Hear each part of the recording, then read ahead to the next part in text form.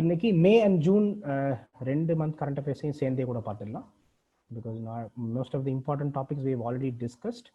So இப்போ எல்லாமே கொஞ்சம் ஃபேக்சுவலான டாபிக்ஸ் தான் that will be able to do quickly. Okay, now the first topic is Netravati wildlife sanctuary. So Netravati wildlife சாங்சுரியை பற்றி ஏன் படிக்கிறோம்னா, 2 விஷயத்துக்காக நேத்ராவதி வைல்ட் லைஃப் சாங்சுரியை பற்றி படிக்க போகிறோம். Chief minister of Goa tweeted a picture of a black panther from Netravati Wildlife Sanctuary in South Goa. So Black Panther அப்படிங்கிறது it's a normal leopard தான், it's black in color. So இது வந்து generally it is different from others அப்படிங்கிறனால it's a curiosity create பண்ணக்கூடிய ஒரு விஷயம். So இந்த Black Panther it's a normal leopard species. இதை வந்து நேத்ராவதி வைல்ட் லைஃப் சாங்சுரியில இப்போ ரீசெண்டாக கண்டுபிடிச்சிருக்காங்க. So first time it is been discovered. So அதை வந்து சீஃப் மினிஸ்டர் ஆஃப் கோவா வந்து ட்வீட் பண்ணியிருக்காரு. எதுக்கான இந்த ஸ்டேட்டோட பயோடைவர்சிட்டி அண்ட் டூரிசம் பொட்டன்ஷியலுக்காக, அதுக்காகவும். இன்னொரு பக்கம் a new species of rare ants has been discovered in Goa's Netravati Wildlife Sanctuary. The new species has been named Vaibhavs portanella அப்படிங்கிறது இந்த ant ஸ்பீசிஸோட நேம். ஒரு around 12 species இந்த வேர்ல்டு இருக்கு. அதுல இந்த வைபவ் சிந்தார்கர் அப்படிங்கிறவர் is a professor who is head of zoology department from government college of arts science and commerce Sankhali அப்படிங்கிற இந்த காலேஜோட ப்ரொஃபசர். இவர் கண்டுபிடிச்சதுனால இவர் பேர் அதுக்கு வச்சுட்டாங்க. ஸோ வைபவ் போர்டனில்லா அப்படின்னு சொல்லிட்டு இந்த ஸ்பீசிஸ். போர்டனில்லாங்கிற ஒரு ஆண்ட் ஸ்பீசிஸ், உலகம் ஃபுல்லாக ஒரு 12 ஸ்பீசிஸ் இருக்கு. அதுல இந்த வைபவ் போர்டனில்லாங்கிறது ஒரு புதுசான சப் ஸ்பீசிஸ் வந்து இதுல கண்டுபிடிச்சிருக்காரு. ஸோ இந்த 2 நியூஸ்னாலையும் Netravati wildlife sanctuary was in news and this is that picture that CM tweeted, இந்த பிளாக் பேந்தரோட பிக்சர். ஸோ அதனாலையும் Netravati wildlife sanctuary is in news.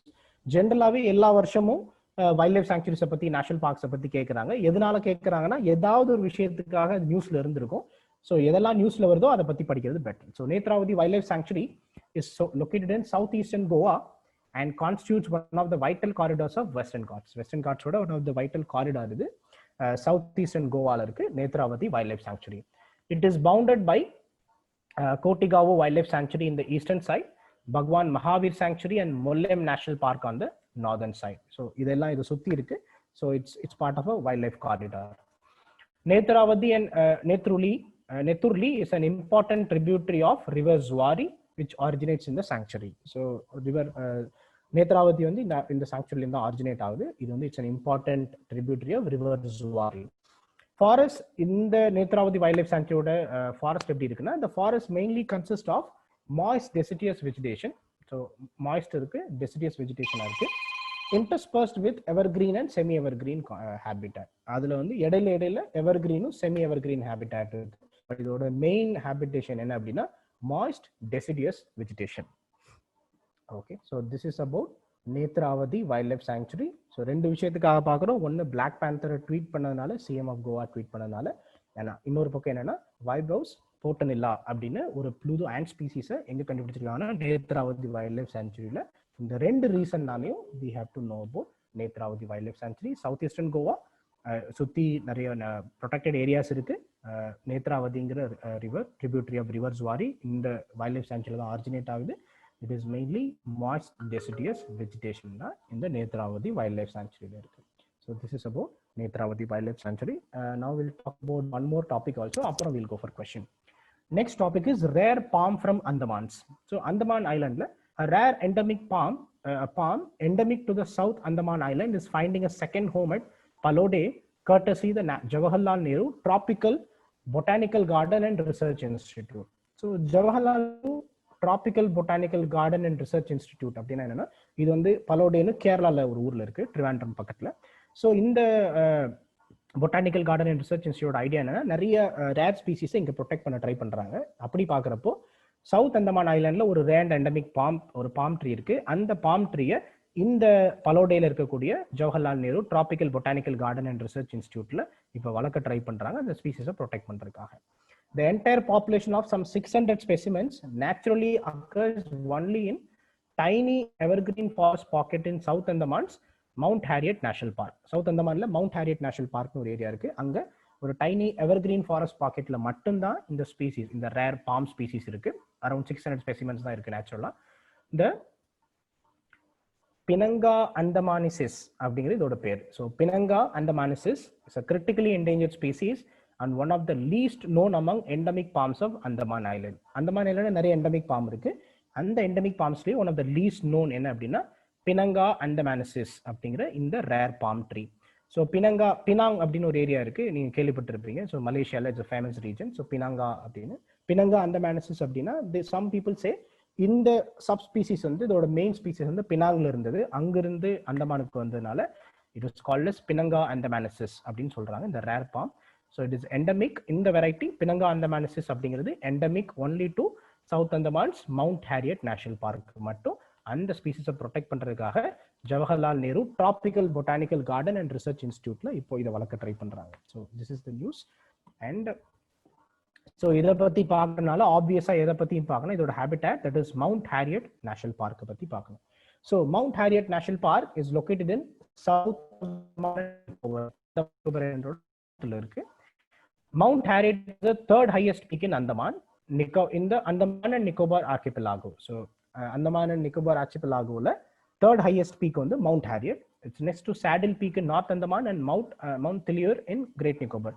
First of course அந்தமானோட ஹையஸ்ட் பீக் வந்து Saddle Peak, ரெண்டாவது Mount Thuillier, third வந்து என்ன அப்படின்னா mount Harriet. அது எங்க இருக்குன்னா இந்த நேஷனல் பார்க்ல இருக்கு. அதனாலதான் இந்த நேஷனல் பார்க்கோட பேரே mount Harriet National park.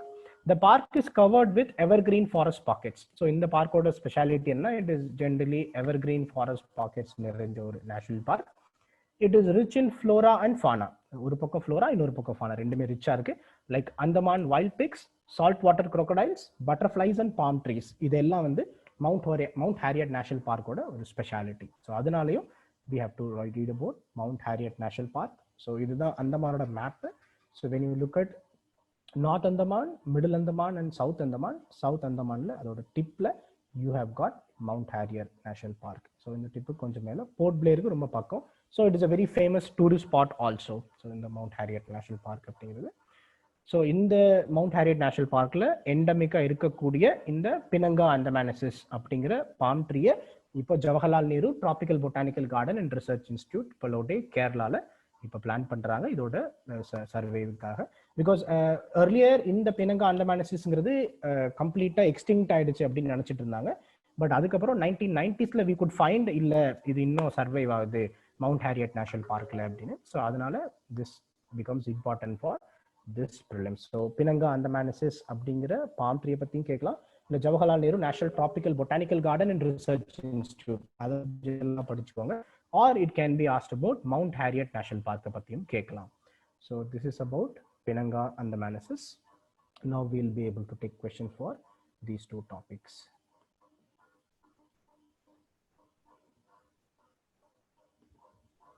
Okay. Differences between leopard, panther and cheetah. Cheetah அப்படிங்கிறது கம்ப்ளீட்லி டிஃப்ரெண்ட் ஸ்பீசிஸ். இப்போ ஆப்பிரிக்கன் சீட்டா, இந்தியன் சீட்டா பத்தி பார்த்தோம் ரீலொகேஷன் பார்த்தப்போ. சீட்டாங்கிறது கொஞ்சம் ஒல்லியா கொஞ்சம் இருக்கக்கூடிய பயங்கர the fastest land animal in the world அப்படின்னு சொல்லிட்டு சீட்டா வந்து like it will be dotted. சீட்டாவோட பேட்டர்ன் பார்த்தீங்கன்னா இட்ஸ் ஸ்லெண்டர் லெக்ஸ், கொஞ்சம் கம்பேர்ட் டு சைஸ் சின்னதாக இருக்கும், முகம் ரொம்ப சின்னதாக இருக்கும் சீட்டாவுக்கு. இது வந்து இட் இஸ் லைக் சின்ன சின்ன பேட்டர்ன்ஸ் மட்டும் இருக்கு, லைக் புள்ளி புள்ளியா இருக்கும். So that is cheetah. Panther and லெப்பர்டுங்கிறது இட்ஸ் இன்டர்சேஞ்சபிள் வேர்ட், ரொம்ப பெரிய டிஃபரன்ஸ் கிடையாது. ஸோ பேந்தர் வந்து இட்ஸ் லைக் ஒரு சின்ன ஒரு ரவுண்டு மாதிரியான மார்க் இருக்கும். Compared to cheetah this is little chubby, கொஞ்சம் குண்டா இருக்கும், லைக் கொஞ்சம் அவ்வளோ ஸ்லெண்டர் லெக்ஸ் இருக்காது. ஸோ அதுதான் வந்து leopard or panther is interchangeably used. சீட்டாங்கிறது completely different species. If time permits, I'll put the picture in the group so you'll be able to see it. Any other question? Black Panther category. Black Panther க்கு தனி category கிடையாது. Black Panther is just a normal leopard. Leopard IUCN red லிஸ்ட்ல என்ன கேட்டகரியில இருக்கோ அதே கேட்டகரியில தான் இருக்க போது. இது வந்து தனி ஸ்பீசிஸ் கிடையாது. இப்போ நம்ம எப்படி ஹியூமன்ஸ்ல எப்படி டிஃப்ரெண்ட் கலர்ஸ் அண்ட் ரேஸ்ல இருக்கிறோமோ அந்த மாதிரி இது ஒரு திங், அவ்வளவுதான். மற்றபடி வந்து it's called as somebody is putting it's melanistic leopard அப்படின்னு. ஹை மெலனின் கண்டென்ட் இருக்கனால it's a darker in colour. So அதை ஆனால் உத்து பார்த்தீங்கன்னா லெப்பர்ட் இருக்கக்கூடிய பேட்டர்னை ஈஸியாக கண்டுபிடிக்க முடியும். So that is what it is. It's not a separate species, it is the same species only. There is no other question, so let's go back to the topics.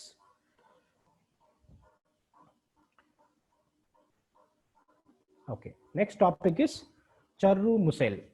So charru mussel அப்படின்னா என்ன அப்படின்னா an invasive mussel native to the mussel அப்படின்னு சொல்லுவாங்க. So முசைல் அப்படின்னு சொல்லுவாங்க local லாங்குவேஜ்ல. The invasive mussel native to the South and Central American coast is spreading quickly in the backwaters of Kerala, elbowing out the other mussel and calm species, threatening the livelihood of fishermen engaged in molluscan fisheries. So in the molluscan fisheries, so molluscus அப்படின்னா என்ன, முசல் அப்படின்னா என்ன, I'll show you the picture, you will be able to see. So இப்போ நம்ம சிப்பின்னு சொல்கிறோம்ல, சிப்பிக்குள்ள முத்து இருக்குது, oysters இருக்குது அப்படின்னு. ஸோ அதோட ஒரு வகையான ஒரு டுபாக்கூர் வெரைட்டி பேர் தான் வந்து மொலஸ்கஸ். ஸோ மொலஸ்கஸ் அப்படிங்கிறது சிப்பிக்குள்ளே கொஞ்சம் சதை இருக்கும். It is generally edible. So எடிபிளான ஒரு விஷயம். ஸோ அதனால சமையலுக்கு பயன்படுத்துகிறாங்க. இந்த சிப்பியோட ஓட வேற வேற ஹேண்டிகிராஃப்ட்ஸ் மாதிரி இதுக்கு பயன்படுத்துகிறாங்க. பட் ஜென்ரலி அதுக்குள்ளே இருக்க ஃப்ளஷ் வந்து சமையலுக்கு பயன்படுத்துகிறாங்க. It's an edible thing. But என்ன அப்படின்னா இந்த ரீஜன்ல இது வந்து எங்கன்னா பேக் வாட்டர்ஸ் ஆஃப் கேரளால இந்த இன்வேசிவ் சர்ரு முசைல் அப்படிங்கிற இந்த இன்வேசிவ் ஸ்பீசிஸ் வந்து பயங்கரமா பரவிட்டு இருக்கு அப்படின்னு சொல்றாங்க. The rapid spread of charru mussel may be triggered by cyclone Oki which struck the region in 2017. So Oki புயல் அப்படின்னு நம்ம கேள்விப்பட்டிருப்போம். 2017ல கேரளாவோட பேக் வாட்டர்ஸ்ல பெரிய இம்பாக்ட் ஏற்படுத்துச்சு. அதோட இம்பாக்ட்னால இது வந்து அந்த சைக்ளோன் ஓகி டைம்ல வந்தக்கூடிய சைக்ளோனிக் ஸ்டார்ம்ஸ் அதுல வந்தக்கூடிய இந்த இன்டர்மிக்சிங் ஆனால பேக் வாட்டர்ஸ் ஆஃப் கேரளால இது வந்து பயங்கரமா பரவிருச்சு அப்படின்னு ஜென்ரலா ரிசர்ச் பண்ணி சொல்றாங்க. எங்க அதிகமா இம்பாக்ட் இருக்குன்னா Ashtamudi lake Ramsar site in Kollam district remains worst hit. So இருக்கிறதுலேயே இந்த பேக் வாட்டர்ஸ் ஆஃப் கேரளால நிறைய இம்பாக்ட் இருக்கு ஓகேக்கு அப்புறம். அதுலேயே மெயினா எங்க இம்பாக்ட் இருக்கு அப்படின்னு பார்த்தோம்னா Ashtamudi lake Ramsar site in Kollam district. அங்கதான் இந்த சர்ரு முசைல் பயங்கரமா பரவிட்டு இருக்கு. With the population as high as 11,384 square kilometer here, it has replaced the இது வந்து இன்வேசிவ் ஸ்பீசிஸ் படிக்கிறோம். அப்ப இன்வேசிவ் ஸ்பீசிஸ் என்ன அர்த்தம்னா இது it is not native to the species. அது என்ன பண்ணுன்னா லோக்கல் ஸ்பீசிஸை ஏதோ ஒரு வகையில் இம்பாக்ட் பண்ணுது, நெகட்டிவா இம்பாக்ட் பண்ணுதுன்னு அர்த்தம். அப்ப இந்த ஏரியால இருக்கக்கூடிய லோக்கல் ஸ்பீசிஸ் என்னன்னா Asian green mussel and edible oyster. இது ரெண்டும் தான் வந்து ஜென்ரலா இந்த இருக்கக்கூடிய இந்த முசைல் ஸ்பீசிஸ்.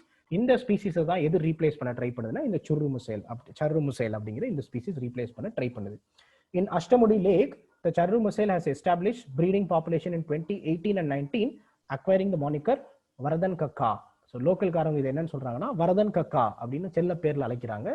ஸோ வரதன் கக்கா அப்படின்னா என்ன அர்த்தம் அப்படின்னா ஏலியன் அப்படின்னு அர்த்தம். ஸோ இது வந்து நம்ம ஊருக்காரது கிடையாது, வெளியூர்லேருந்து வந்த பையன் அப்படின்னு சொல்லிட்டு ஏலியன் முலெஸ்க் அப்படின்னு கூப்பிடுறாங்க.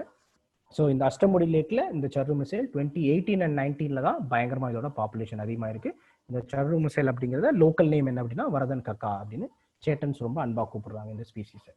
ஸோ முசைல் அப்படின்னா என்ன அப்படின்னா molluscs are soft bodied invertebrates of phylum mollusca, usually wholly or partly enclosed in a calcium carbonate shell secreted by a soft mantle covering by the body. So இது வந்து கால்சியம் கார்பனேட் ஷெல்லுக்கு உள்ள இருக்கக்கூடிய ஒரு species மொலஸ்க்ஸ் அப்படிங்கிறது. World wide they are commonly found in cool seas. இதெல்லாம் வந்து temperature ரொம்ப ஜாஸ்தியா இல்லையோ அந்த கூல் சீஸ்ல இந்த மொலஸ்க்ஸை நம்ம பார்க்கலாம் உலகம் ஃபுல்லா. In India 2 species of marine mussel, 2 marine mussel இருக்கு. இதுதான் வந்து இந்தியால எண்டமிக். ஒன்னு வந்து green mussel, another one is brown mussel. இது ரெண்டு தான் found in coastal areas of India. அதுல இப்ப இன்வேசிவா வந்துருக்கிறது தான் சர்ரு முசைல் அப்படிங்கிற இந்த species. So this is about charru mussel. Invasive alien species பத்தி எவ்ரி நவ் அண்ட் தென் எல்லா ப்ரிலிம்ஸ்லயும் ஏதாவது ஒரு கொஸ்டின் வந்துருது. ஸோ இந்த வருஷம் சர்ரு முசைல் அதிகமா நியூஸ்ல இருக்கிறதுனால we have to learn about it. இது எதை ரீப்ளேஸ் பண்ணுதுன்னா இருக்கக்கூடிய ஏஷியன் கிரீன் முசலையும் edible oyster like or it's also called as brown mussel அப்படின்னு சொல்றோம். இதுதான் இது ரீப்ளேஸ் பண்ணி இது அதோட இடத்தை பிடிக்க ட்ரை பண்ணுது. சைக்ளோன் ஓகேயோட இம்பாக்டுக்கு அப்புறம் இது அதிகமாக வருது அப்படின்னு பாக்குறாங்க. இதுவும் எடிபிள் தான்னா கூட ஆல்ரெடி இருக்கக்கூடிய எடிபிள் ஆயிஸ்டர் அளவுக்கு இதுக்கு வந்து பீப்புள் இதை விரும்புறது கிடையாது. ஸோ அதனால ஃபிஷர்மேனோட லைவ்லிஹுட் இம்பாக்ட் ஆகுது and it obviously impacts the biodiversity of the area. So that is the negative about charru mussel. So we will go to the other topic. அதுக்கப்புறம் we will take the questions together. இந்த வருஷம் state of world's forest report 2020. So இது வந்து வருஷம் release பண்ணக்கூடிய ஒரு report. So இந்த வருஷம் it is very very important report. United Nation Environment Programme UNEPயும் Food and Agriculture Organization FAO இவங்க ரெண்டு பேரும் ஜாயிண்ட்லி சேர்ந்து ரிலீஸ் பண்ண அந்த ரிப்போர்ட்டுக்கு பேர் தான் state of world's forest report 2020. So உலகத்துல ஃபாரஸ்ட் எப்படி இருக்கு அப்படின்னு பார்க்கறதுக்கு it's report that jointly released by United Nations Environment Program and Food and Agriculture Organization. So 2020ல ரிலீஸ் பண்ணிருக்காங்க. ஸோ என்வரான்மெண்ட்ல ரிப்போர்ட்ஸை பத்தி எல்லா வருஷமும் கொஸ்டின் வந்துடும். ஸோ அந்த ரிப்போர்ட்டை யார் ரிலீஸ் பண்றாங்கிறது மெயின் கொஸ்டின், இல்லை அதோட ஒரு மேஜர் ஃபைண்டிங்கை பத்தி கூட கேட்கலாம். So this issue of SOFO draws the result of FAO's Global Forest Resource Assessment 2020. So for Food and Agriculture Organization Global Forest Resources Assessment 2020 அப்படின்னு ஒரு அசஸ்மெண்ட் பண்ணாங்க. அதோட அதனால வந்த ரிப்போர்ட்டுக்கு பேர் தான் state of world's forest report 2020. So இந்த ஃபாரஸ்ட் ரிப்போர்ட்ல நிறைய நியூஸ் சொல்றாங்க. ஹைலைட்ஸான சில பாயிண்ட்ஸ் மட்டும் நம்ம டிஸ்கஸ் பண்றோம். Forests provide habitat for 80% of the amphibian species, 75% of bird species, and 68% of the mammal species. So 80% of the amphibian, that is நிலத்தில் நீரில் இருக்கக்கூடிய 80% of the amphibian ஃபாரஸ்ட்ல தான் வாழுது, 75% of the bird species ஃபாரஸ்ட்ல தான் வாழுது, and 68% of the mammal species எங்க தான் வாழுதுன்னா ஃபாரஸ்ட்ல தான் வாழுது. So it is important to protect the forest. Area covered by forest அப்படின்னு பார்த்தோம்னா the forest cover 31% of global land area. இந்த ஃபேக்ட் ரொம்ப முக்கியம், ஞாபகம் வச்சுக்கோங்க, எங்க வேணாலும் யூஸ் பண்ணலாம். ஸோ குளோபல் லெவல்ல ஃபாரஸ்ட் கவர் எவ்வளவு இருக்கு அப்படின்னா 31% இருக்கு அப்படின்னு இந்த ரிப்போர்ட் சொல்லுது. More than half of the world's forest are found only in 5 countries. 31% global லேண்ட்ல ஃபாரஸ்ட் கவர் இருந்தா கூட இந்த டோட்டல் ஃபாரஸ்ட் கவர்ல பாதி 5 கண்ட்ரில தான் இருக்கு. Brazil, Canada, China, Russia and US. இந்த 5 கண்ட்ரிலேயே உலகத்துல இப்ப இருக்கக்கூடிய ஃபாரஸ்ட்ல 50%, more than 50% forest இந்த 5 கண்ட்ரில மட்டுமே இருக்கு. Agricultural expansion continues to be the main driver of deforestation and forest fragmentation and the associated loss of forest biodiversity. So இந்த forest impact forest வந்து இப்போ குறையிறதுக்கோ இது அழியிறதுக்கோ முக்கியமான காரணம் என்னன்னு அப்படி பார்த்தோம்னா the main driver is agriculture expansion. So agriculture expansion தான் the main threat to forest ecosystem. So இது டிஃபாரஸ்டேஷன் ஆகட்டும், இல்லை ஃபாரஸ்ட்டை ஃப்ராக்மெண்டேஷன் ஆகட்டும், இல்லை ஃபாரஸ்டோட பயோடைவர்சிட்டி லாஸ் ஆகட்டும், எல்லாத்துக்குமே the main driver is agricultural expansion. So between 2015 to 2020 the rate of deforestation had decreased as compared to 1990s. இந்த இதில் ஒரு குட் நியூஸ் என்ன சொல்றாங்க அப்படின்னா the rate of deforestation 1990s இருந்ததை விட இப்போ இந்த லாஸ்ட் டெக்கேட் 2010 to 20ல நிறைய குறைஞ்சிருக்கு அப்படிங்கிறாங்க. It's a positive news.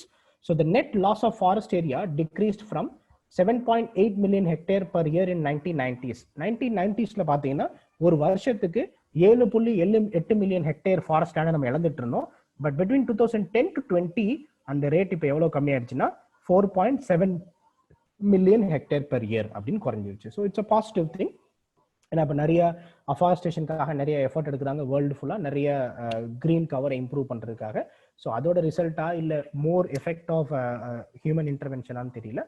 But luckily நம்மளோட rate of deforestation 1990s 7.8 million hectare per year இருந்திருக்கு. பட் இப்போ எவ்வளோ குறைஞ்சிருச்சுன்னா 4.7 மில்லியன் ஹெக்டேர் per year அப்படின்னு குறைஞ்சிருச்சு. So this is another important finding in this report. So question என்ன மாதிரி கேட்கலாம் அப்படின்னா which of the following organizations issues state of world forest report அப்படின்னு கொடுத்துட்டு United Nations, United FAO அந்த மாதிரி ஆப்ஷன்ஸும் கேட்கலாம்.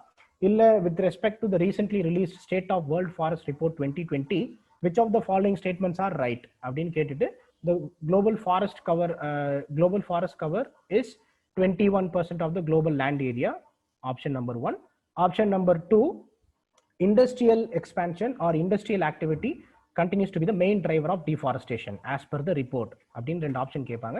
ஸோ அப்படி கேட்டால் ரெண்டுமே தப்பு. ஏன்னா 21% கிடையாது, 31% ஃபாரஸ்ட் கவர் இருக்கு. இண்டஸ்ட்ரியல் எக்ஸ்பான்ஷன் கிடையாது. the main problem of deforestation comes from agricultural expansion. So அதில் ஒரு பாசிட்டிவான நியூஸ் என்னன்னா the rate of deforestation 1990s compare பண்றப்போ 2010 to 20 டெக்கேட்ல நல்லா குறைஞ்சிருக்கு. So that is one positive thing with respect to the findings on state of world forest report. இந்த மாதிரி ஒரு 4-5 முக்கியமான பாயிண்ட் மட்டும் பார்த்தா போதும். ஏன்னா ரொம்ப லென்த்தியான ரிப்போர்ட், ரொம்ப படிக்கணும்னு அவசியம் இல்லை. So what is the highlight point அதை தெரிஞ்சுக்கோங்க. யார் இதை ரிலீஸ் பண்ணாங்கிறது ரொம்ப முக்கியமான ஒரு டேட்டா. ஸோ இப்போ we can talk about as well as state of world forest report 2020. So doubt இருக்கும் கேட்கலாம். we'll be able to see. How is it possible to spread from America by cyclone? இல்லைங்க, அதுக்கு முன்னாடியும் இருந்திருக்கு. அமெரிக்காலேருந்து cyclone வழியா வர்றதுக்கு வாய்ப்பு கிடையாது. பிகாஸ் ஷிப்ஸ்லேருந்து ஷிப்ஸோட ballast water somebody has commented. Ships are main source of marineல வந்து இன்வெசிவ் ஏலியன் ஸ்பீசிஸ் வர்றதுக்கு. there is something called as ballast water அப்படின்னா என்ன அர்த்தம்னா, ஒரு பெரிய ஷிப் இருக்குன்னா அது கீழே நிறைய டேங்க்ஸ் இருக்கும். சென்டர் ஆஃப் கிராவிட்டியை ஃபைன் பண்ணணும். இப்போ முன்பக்கம் நிறைய லோட் பண்ணிட்டாங்க, பின்பக்கம் நிறைய கேப் இருக்குன்னா பின்பக்கம் கொஞ்சம் அந்த பேலஸ்ட் வாட்டர்ல தண்ணியை ஃபில் பண்ணிப்பாங்க சென்டர் ஆஃப் கிராவிட்டி மெயின்டைன் பண்றதுக்கு. அந்த பேலஸ்ட் வாட்டர் வந்துட்டே இருப்பாங்க. எப்போ ஃபியூல் மறுபடியும் குறையுதோ இல்லை மறுபடியும் லோடை ரீகன்ஸ்ட்ரக்ட் பண்றாங்களோ அப்போ அந்த பேலஸ்ட் வாட்டர் என்ன பண்ணுவாங்கன்னா ரிலீஸ் பண்ணுவாங்க. அப்படி ரிலீஸ் பண்றப்ப அங்க அவங்க பேலஸ்ட் வாட்டர் லோட் பண்றப்ப அங்க இருக்கக்கூடிய ஸ்பீசிஸ் எடுத்துட்டு வந்து இன்னொரு இடத்துல விடுறதுக்கு வாய்ப்பு இருக்கு. ஸோ குளோபல் லெவல்ல இன்வேசிவ் மரீன் ஸ்பீசிஸ் பரவுறதுக்கு ballast water is an important reason. இல்ல யாரோ ஒருத்தவங்க வந்து இதை ஒரு இம்போர்ட் பண்ணிருக்கலாம், இல்ல வந்து திருட்டுத்தனமா இதை கொண்டு வந்திருக்கலாம், இப்படி நிறைய விஷயங்கள் இருக்கு. ஸோ இப்படி நிறைய விஷயங்கள்னால இது வந்திருக்கலாம். It is not because of cyclone Ockhi, but cyclone ஓகினால இது வந்து கம்ப்ளீட்டா பேக் வாட்டர்ஸ்ல நிறைய பரவிடுச்சு. So that is the thing about this Chudumales. Otherwise it is not something. Cyclone ஓகில அமெரிக்கா இருந்து டிராவல் பண்ணி வர லெவலுக்கு இது கெப்பாசிட்டி கிடையாது. Does forest fire will not counted as deforestation because it has increased in recent time? Forest fire increase ஆயிடுச்சுங்க, but முன்னாடி நம்ம ரெக்கார்ட் பண்ண ஃபாரஸ்ட் ஃபயருக்கும் இப்போ ஃபாரஸ்ட் ரெக்கார்டிங்ஸ்ல நிறைய டிஃபரன்ஸ் இருக்கு. So we tend to think it. But இந்த forest ஃபயருமே the main reason for forest fire is also agriculture expansion. So நீங்கள் அந்த ஆஸ்பெக்ட்ல பார்த்தீங்கன்னா ஃபாரஸ்ட் ஃபயர்னால் டிஃபாரஸ்டேஷன் நடக்குது. பட் அந்த ஃபாரஸ்ட் ஃபயரே எதுக்காக நடக்குதுன்னா நிறைய இடத்துல அக்ரிகல்ச்சர் எக்ஸ்பான்ஷனுக்காக தான் இந்த ஃபாரஸ்ட் ஃபயரே நடக்குது. பேலஸ்ட் வாட்டர் சொல்லிட்டோம். பேலஸ்ட் வாட்டர்னா ஒன்றும் இல்லை, கப்பலோட சிஜியை பேலன்ஸ் பண்ணுறதுக்காக நிறைய டேங்க்ஸ் இருக்கும். அந்த டேங்க்ஸ்ல தண்ணியை ஃபில் பண்ணிப்பாங்க. எப்போ அந்த சிஜி சரியாயிடுச்சோ அப்போ அந்த தண்ணியை ரிலீஸ் பண்ணிப்பாங்க. So that is called as ballast water tank. This report tells only about agri expansion. Only about கிடையாதுங்க, நிறைய விஷயங்கள் பத்தி பேசுது. But the predominant reason why forest cover குறையுது அப்படின்னா that is because of agriculture expansion அப்படின்னு. அதை தாண்டி நிறைய ரீசன்ஸ் இருக்கும். பட் எல்லாத்தையும் பத்தி இவ்வளோ டீட்டெயிலாக படிக்க முடியாது. So just learn highlights about the report. மற்றபடி ரொம்ப இதுவும் படிக்க தேவையில்லை. Shifting agriculture is one of the reason why forest cover is lost. So அது பின்னாடி ஒரு டாபிக் வரப்போ பார்ப்போம். ஸோ shifting agriculture பத்தி we'll discuss it in the subsequent topic. Though forest lands are decreasing for agriculture activity, is there equal increase in agriculture production? Agriculture production பொறுத்த வரைக்கும் as you could see world over agriculture production increase ஆயிட்டு தாங்க இருக்கு, பெருசா குறைய கிடையாது. Because நம்மளோட population அதிகமாக அதுக்கு ஈக்குவலா நம்மளோட அக்ரிகல்ச்சர் ப்ரொடக்ஷனும் நிறைய அதிகமாயிருக்கு. இப்போ இந்தியாவை எடுத்துக்கிட்டீங்கன்னா லாஸ்ட் 30-40 இயர்ஸ்ல we have increased agriculture production. So world over it is a concept where agriculture production is obviously increasing. Our native species considered invasive in some other country. Yes. எப்போ உள்ளூர் காரணம்லையோ எந்த ஒரு வெளியூர் பிராணியையும் we call it as invasive அப்படின்னு சொல்றோம், provided it has an impact on the local environment. இப்போ வெளியூர்ல இருந்து ஒருத்தர் உள்ள கொண்டுட்டீங்க, அந்த ஸ்பீசிஸ் நம்ம ஏரியால பிரச்சனை பண்ணுது, லோக்கல் ஸ்பீசிஸை காலி பண்ணுதுன்னா we call it as invasive species.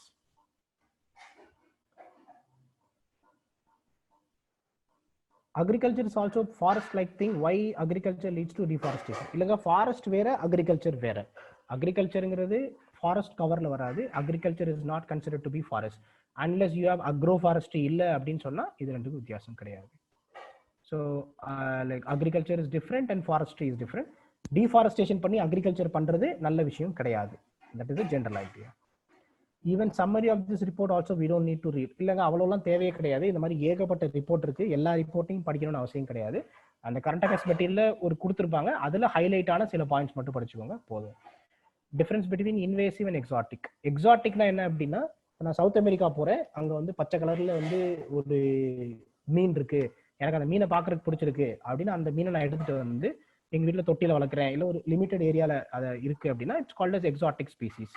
Invasive ஸ்பீசிஸ்னா என்ன அர்த்தம், அது ஒரு கட்டத்துல லோக்கல் என்வரான்மெண்ட்டுக்கு போய் லோக்கல் ஸ்பீசிஸை வந்து அது வந்து இம்பாக்ட் பண்ண ஆரம்பிக்குது. இந்த எக்ஸாட்டிக் ஸ்பீசிஸ் வந்து லோக்கல் ஸ்பீசிஸோட ஃபுட் எடுத்துக்குது, அதோட லேண்ட்ஸ்கேப் எடுத்துக்குதுன்னா then we will call it as an invasive species. Okay.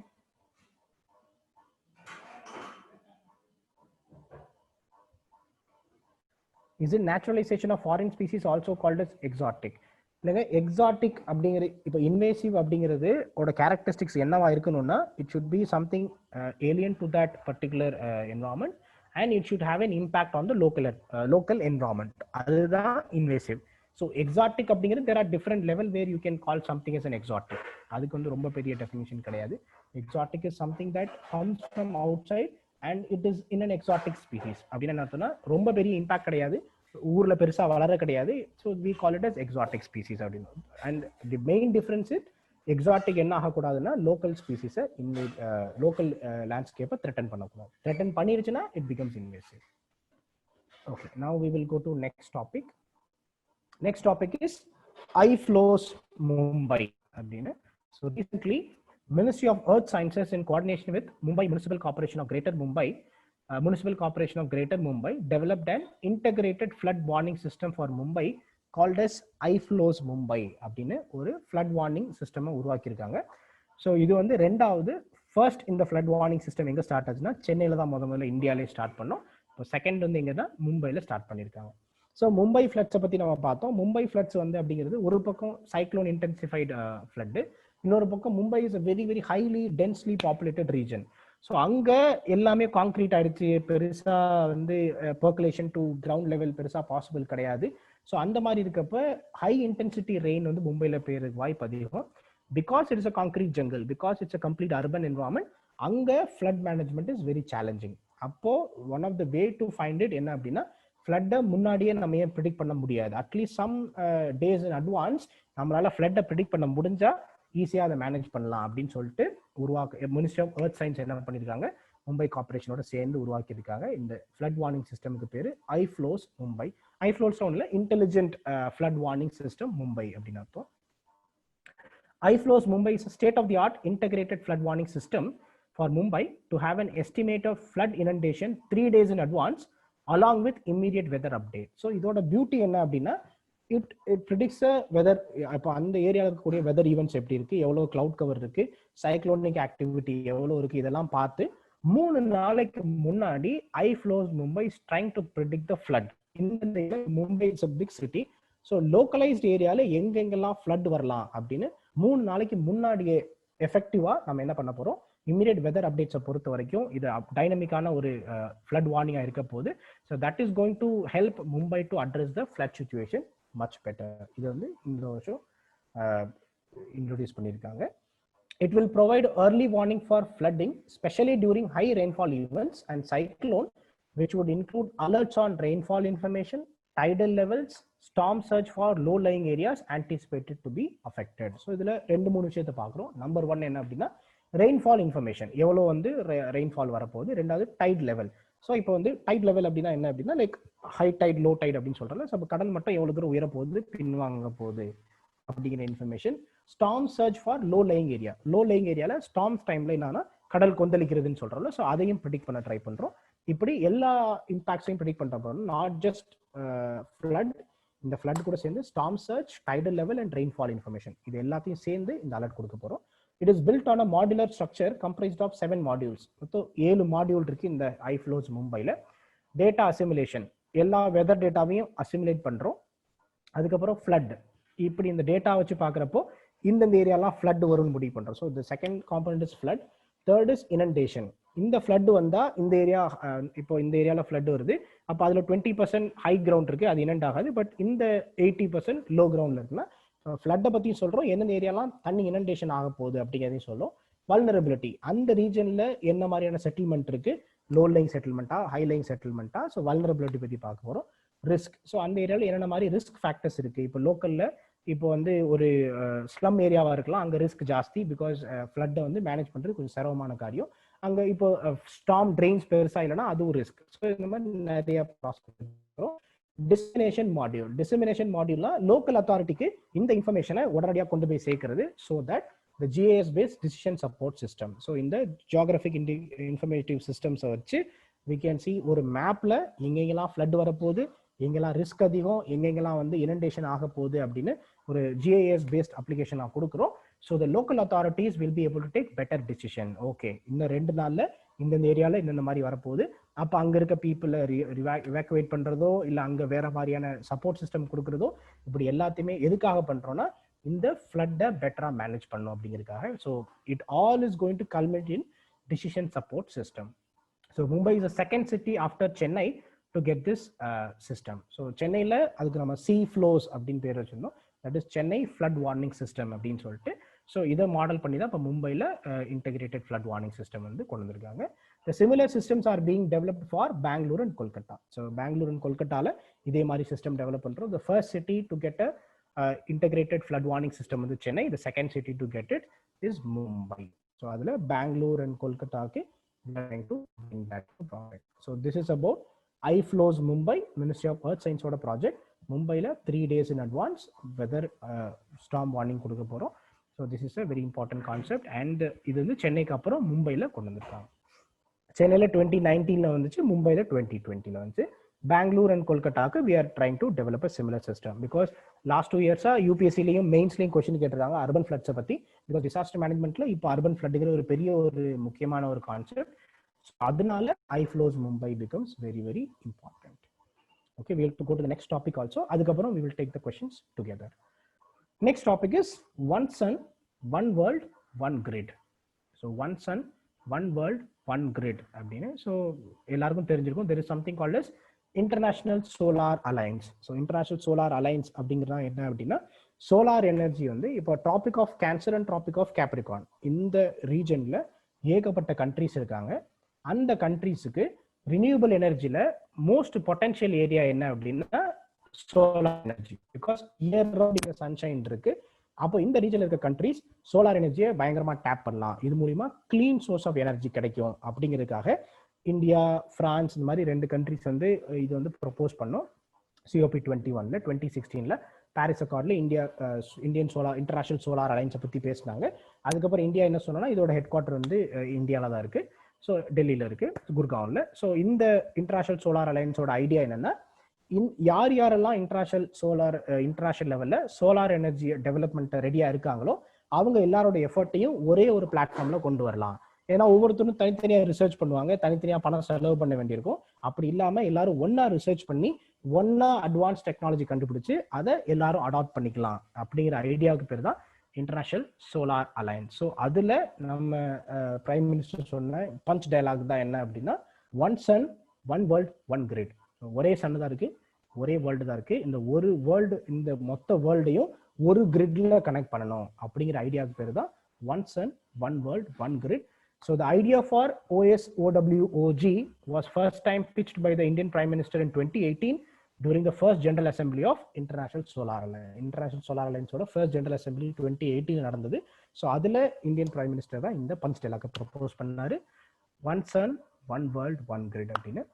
Ministry of New and Renewable Energy has recently issued a request for proposal for developing a long-term vision, implementation plan, roadmap and institutional framework for one sun, one world, one grid program. So Ministry of New and Renewable Energy ஒரு RFP request for proposal வெளியிட்டிருக்காங்க. அப்படின்னா என்ன அர்த்தம் அப்படின்னா so they will call for proposal from companies. companies என்ன சொல்றாங்கன்னா 4 விஷயத்துக்கு நீங்க proposal கொடுங்க அப்படி. Number 1, developing a long term vision. இந்த one sun, one world, one கிரிட்ங்கிறத எப்படி ஒரு லாங் டர்ம் விஷன் என்ன இருக்கும், இதை எப்படி செயல்படுத்தலாம் அப்படின்னு. ஸோ லாங் டர்ம் விஷன் என்னெல்லாம் இதுல வரணும் அப்படின்னு கொண்டு வரோம். அதுக்கு உள்ள இம்ப்ளிமெண்டேஷன் பிளான், இந்த லாங் டர்ம் விஷன் வரணும்னு நடக்கணும்னா என்னென்ன இம்ப்ளிமெண்டேஷன் பண்ணணும்னு ரோட் மேப். அந்த இம்ப்ளிமெண்டேஷன் பிளானுக்கு இந்த வருஷம் எத்தனை பண்ணணும், 2020ல எவ்வளவு பண்ணணும், 2030ல எவ்வளவு பண்ணணும் அப்படின்னு ஒரு ரோட் மேப் கிரியேட் பண்றாங்க. அண்ட் இன்ஸ்டிடியூஷனல் ஃப்ரேம்வொர்க், இந்த ரோட் மேப்லாம் கரெக்டா இம்ப்ளிமெண்ட் ஆகுதான்னு பாக்குறதுக்கு என்ன மாதிரியான இன்ஸ்டிடியூஷனல் ஃப்ரேம்வொர்க் வேணும் அப்படின்னு. இந்த 4 விஷயத்திலையும் இப்போ நம்ம வந்து ஒரு சாலிடான ஐடியாஸை டெவலப் பண்ண ட்ரை பண்றோம். அதுக்காக ministry of new and renewable energy request for proposal float பண்ணிருக்காங்க. So அதனால one sun, one world, one grid becomes very very important.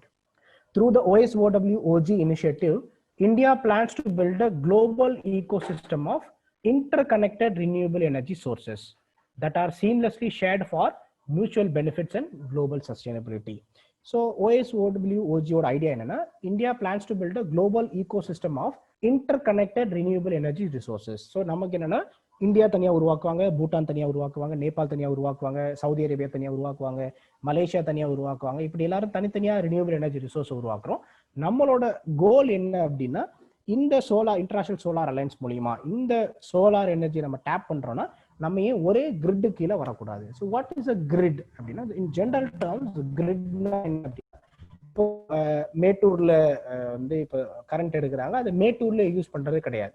It will go to somewhere else. So grid அப்படின்னா என்ன அர்த்தம்னா ஒரு பெரிய நெட்வொர்க், அந்த நெட்வொர்க்ல எங்க வேணாலும் பவரை ப்ரொடியூஸ் பண்ணலாம், அந்த நெட்வொர்க்ல எங்க வேணாலும் டிஸ்ட்ரிபியூட் பண்ணிக்கலாம். So this idea is what we call grid. So கிரிட்னா இப்போ சதர்ன் கிரிட் அப்படின்னு இந்தியாவில் இருக்கு அப்படின்னா, இந்த சதர்ன் கிரிட்ல நீங்க உங்களோட ப்ராஜெக்டை லிங்க் பண்ணிட்டீங்கன்னா உங்களோட எலக்ட்ரிசிட்டி அந்த கிரிட்ல போயிடும். அதை சதர்ன் கிரிட்ல இருக்க யார் வேணாலும் யூஸ் பண்ணிக்கலாம். ஸோ இந்தியா என்ன பண்றோம்னா இப்போ இந்தியா ஃபுல்லா ஒரே கிரிட்டா கொண்டு வந்துட்டு இருக்கோம். மீன்ஸ் இந்தியால எங்க வேணாலும் பவர் ப்ரொடக்ஷன் பண்ணா அது இந்தியால எங்க வேணாலும் அந்த சப்ளை பண்ணிக்கலாம் அப்படின்னு சொல்லிட்டு. So this idea is what we call grid. இதை இந்தியா இப்போ என்ன பண்றாங்கன்னா, நம்ம குளோபல் லெவல்ல ஒரே கிரிட்டா கொண்டு வரக்கூடாது அப்படின்னு. ஸோ கிரிட்டோட அட்வான்டேஜ் என்ன அப்படின்னா, ஃபார் எக்ஸாம்பிள் கண்ட்ரி லைக் ஒரு சின்ன கண்ட்ரி ஆப்பிரிக்கால இருக்கலாம், அவங்களுக்கு நிறைய சோலார் ப்ரொடக்ஷன் பண்ணலாம், அவங்களோட தேவைக்கு அதிகமாக கூட அவங்க சோலார் ப்ரொடக்ஷன் பண்ணலாம். அப்போ அதை கிரிட்ல கனெக்ட் பண்ணோம்னா they can sell it to some other country. அப்போ ஒரு கண்ட்ரிக்கு சோலார் எனர்ஜிக்கான பொட்டன்ஷியல் கம்மியா இருக்கலாம், but they can buy it from a country where you can easily produce it. So இந்த ஐடியாவுக்கு பேர் தான் கிரிட். ஸோ அதனால one sun one world one கிரிட்ங்கிறது ரொம்ப ரொம்ப இம்பார்ட்டன்டான ஒரு கான்செப்ட். பிகாஸ் இந்தியா இதை வழிமொழிகிறோம், இந்தியா அதை பெரிய லெவல்ல ப்ரொமோட் பண்ண ட்ரை பண்ணிட்டு இருக்கோம். The vision behind the OSOWOG is sun never sets, and it's a constant at some geographical location globally at any given point of time. So நம்ம முன்னாடி பார்த்த மாதிரி சன் வந்து இந்த tropic of Capricorn and tropic of கேன்சருக்குள்ள தான் எங்கேயோ சுத்திட்டு இருக்க போகுது. அப்போ இது எல்லாத்தையும் ஒரே கிரிட்ல கனெக்ட் பண்ணோம்னா யாருக்கு அதிக பொட்டன்ஷியல் இருக்கோ அவங்க அதிகமாக ப்ரொடியூஸ் பண்ணி மற்ற கண்ட்ரீஸ்க்கு ஈஸியாக ட்ரான்ஸ்ஃபர் பண்ணிக்கலாம். திஸ் குளோபல் கிரிட் ஐடியா தான் OSOWOG. Hence, solar energy can be utilized through interconnected transmission. So, இந்த யூட்டிலைசேஷன் என்ன பண்ணலாம், ஒருத்தவங்க ப்ரொடியூஸ் பண்ணலாம், அதை கிரிட் மூலியமா இன்னொருத்தவங்க அனுப்பிக்கலாம். ஸோ எங்கெல்லாம் தேவைக்கு அதிகமாக ப்ரொடியூஸ் ஆகுதோ இப்போ தேவை உள்ளவங்களுக்கு ஈஸியாக ட்ரான்ஸ்ஃபர் பண்ணிக்கலாம். The global grid plan may also leverage the international solar alliance ஓட கெப்பாசிட்டி பில்டிங்கும் இதை லெவரேஜ் பண்ணிக்கலாம். இந்த OSOWOG இனிஷியேட்டிவ்ல மொத்தம் 3 ஃபேஸ் வச்சிருக்கோம். We are trying to connect this grid through 3 phases. Number 1 எப்படின்னா மிசாசியா அப்படின்னு first phase one, that is Middle East South ஏஷியாவோட கனெக்ட் பண்றோம், சவுத் ஏஷியாவோட சவுத் ஈஸ்ட் ஏஷியாவோட கனெக்ட் பண்றோம். So the first grid will be Middle East, அதுக்கப்புறம் South Asia, India Pakistan இந்த ரீஜன்லாம் கனெக்ட் பண்றோம். அதுக்கப்புறம் we will be able to connect South east Asia. So இப்போ சவுத் ஈஸ்ட் ஏஷியா இருக்காங்க, ஏஷியன் கண்ட்ரீஸ் இருக்காங்களா, ஆசியான் கண்ட்ரீஸ், இந்த 3 பேரையும் ஃபர்ஸ்ட் கனெக்ட் பண்றதா ஃபேஸ் ஒன்னோட idea. Middle East, South Asia and south east Asia. So இதுதான் first idea. So it's called is மெசிசியா அப்படிங்கிறது ஃபேஸ் ஒன். ரெண்டாவது ஃபேஸ்ல என்ன பண்றோம்னா solar and other renewable energy resources rich regions interconnection. ரெண்டாவது ரீஜன்ல பேசிக்கலா நம்மளோட ஐடியா என்னன்னா ஆப்பிரிக்காவை இதுக்குள்ள கொண்டு வரும். ஃபர்ஸ்ட் ஏஷியாவை கனெக்ட் பண்ணிடுறோம் ஃபேஸ் ஒன்ல. ஃபேஸ் டூல என்ன பண்றோம், ஆப்பிரிக்காவை இதுக்குள்ள கொண்டு வரும், இந்த கிரிட்டுக்குள்ள கொண்டு வரும்.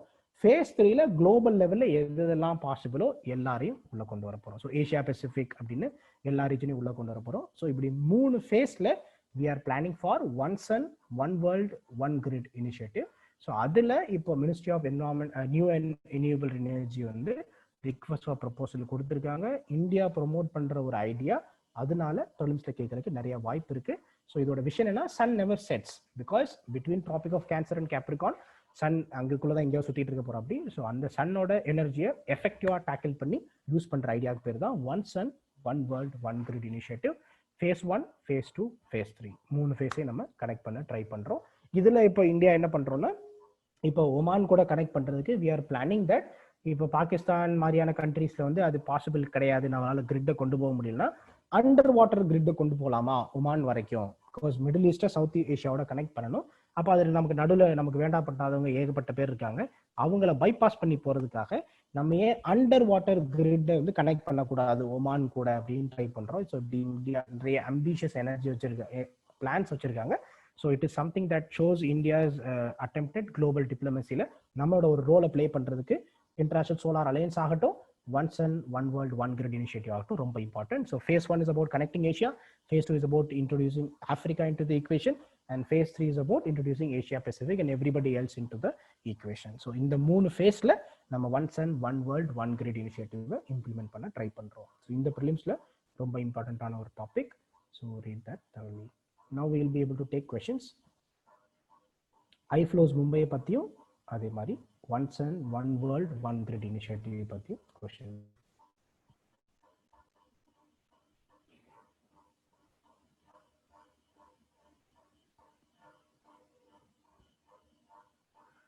ரிக்வெஸ்ட் ஃபார் ப்ரப்போசல் அப்படின்னா என்ன அர்த்தம்னா, ஒரு ப்ராஜெக்ட் இருக்கு அப்படின்னா first stage is request for proposal. அப்படின்னா என்னன்னா, நாங்க வந்து இப்போ Middle East South Asia South East ஏஷியாவை கனெக்ட் பண்ண போறோம் அப்படின்னு ஒரு ஐடியா கொடுத்துட்டோம்னா companies will come with a proposal. இதை எப்படி பண்ணலாம் அப்படின்னா கடலுக்குள்ள இருந்து பண்ணலாம், இல்ல பாகிஸ்தான் பர்மிஷன் வாங்கி அப்படி பண்ணலாம், இல்ல மயன்மார் வழியா பண்ணலாம் அப்படின்னு they will come with the proposals. அதுக்கு பேர் தான் RFP, request for proposal. request for proposalனா ஒரு எங்களுக்கு இப்படி ஒரு ஐடியா இருக்கு, இதை எப்படி இம்ப்ளிமெண்ட் பண்ணலாம் நீங்க நினைக்கிறீங்கன்னு கேட்டா நிறைய ஸ்டேக் ஹோல்டர்ஸ் வந்து என்ன பண்ணுவாங்கன்னா அதுக்கான ஐடியாஸை கொடுப்பாங்க. It is a first state of any project. அதுக்கு பேரு request for proposal. Because only வேகான ஐடியா மட்டும் தான் இருக்கு, அதை எப்படி ப்ரொபோசல் பண்ணலாம்னு கம்பெனிஸ் வந்து பிட் பண்ணுவாங்க. So that idea is what we call request for proposal. Explain flood inundation and GIS based decision support system. அப்படின்னா என்னன்னா, ஃபார் எக்ஸாம்பிள் இப்போ நீங்க இந்த ஐஃப்ளோஸ் மும்பைல ஒரு ஏரியாவில் இப்போ மும்பை வந்து ரொம்ப தரவான ஏரியாவா மேப்பிங்கா பிரிச்சிருவாங்க. அப்போ அந்த மேப்ல என்ன காட்டிடுவாங்கன்னா இந்த ரீஜன்ல ஃப்ளட் வரப்போகுது அப்படின்னு they will highlight an area. அப்போ இந்த லோக்கல் அத்தாரிட்டி என்ன பண்ணுவாங்கன்னா, ஓகே இந்த ரீஜன்ல நாளை கழிச்சு வரப்போகுது அப்படின்னா இந்த ரீஜன் எப்படிப்பட்ட ரீஜன் பார்ப்பாங்க. அங்க ஸ்லம்ஸ் இருக்கா, அங்க லோ லைங் ஏரியாஸ் இருக்கா, பீப்புள் எப்படி இருக்காங்க, அங்க எப்படி நம்ம பீப்புளை வந்து ரீஹாபிலிட்டேட் பண்றது அப்படின்னு பார்ப்பாங்க. So it supports a decision making. இப்போ அந்த ரீஜன் இருக்க இப்போ ஒரு ஏரியாவை வந்து காட்டுறாங்க, இது வந்து ஃப்ளட் இனண்டேஷனுக்கு வாய்ப்பு அதிகம் அப்படின்னா டிசிஷன் மேக்கிங் என்ன பண்ணுவாங்கன்னா அந்த ஏரியா வந்து ஸ்லம் ஏரியாவா, எஸ், அப்ப என்ன பண்ணணும், அவங்க எல்லாரையும் ரீஹாபிலிட்டேட் பண்ணணும், வேற ஒரு இடத்துக்கு மாத்தணும் அப்படின்னு முடிவு பண்ணும். இல்ல அது வந்து பயங்கர பில்டப் ஆன ஏரியாவா, அப்ப என்ன பண்ணா போதும், கிரவுண்ட் ஃப்ளோர்ல இருக்க பீப்புள் மட்டும் அலர்ட் பண்ணா போதும், நீங்க சேஃபான இடத்துக்கு போயிருங்க, மற்றபடி ஃபர்ஸ்ட் ஃப்ளோர்ல இருந்து it will be all safe அப்படின்னு. ஸோ இப்படி ஒரு ரீஜன்ல என்ன மாதிரி ஆக்டிவிட்டி எடுக்கணுங்கிற டிசிஷனை it is based on the input from iFlow. So that is what you mean by GIS டேட்டாவை யூஸ் பண்ணி டிசிஷன் மேக்கிங் பண்றது.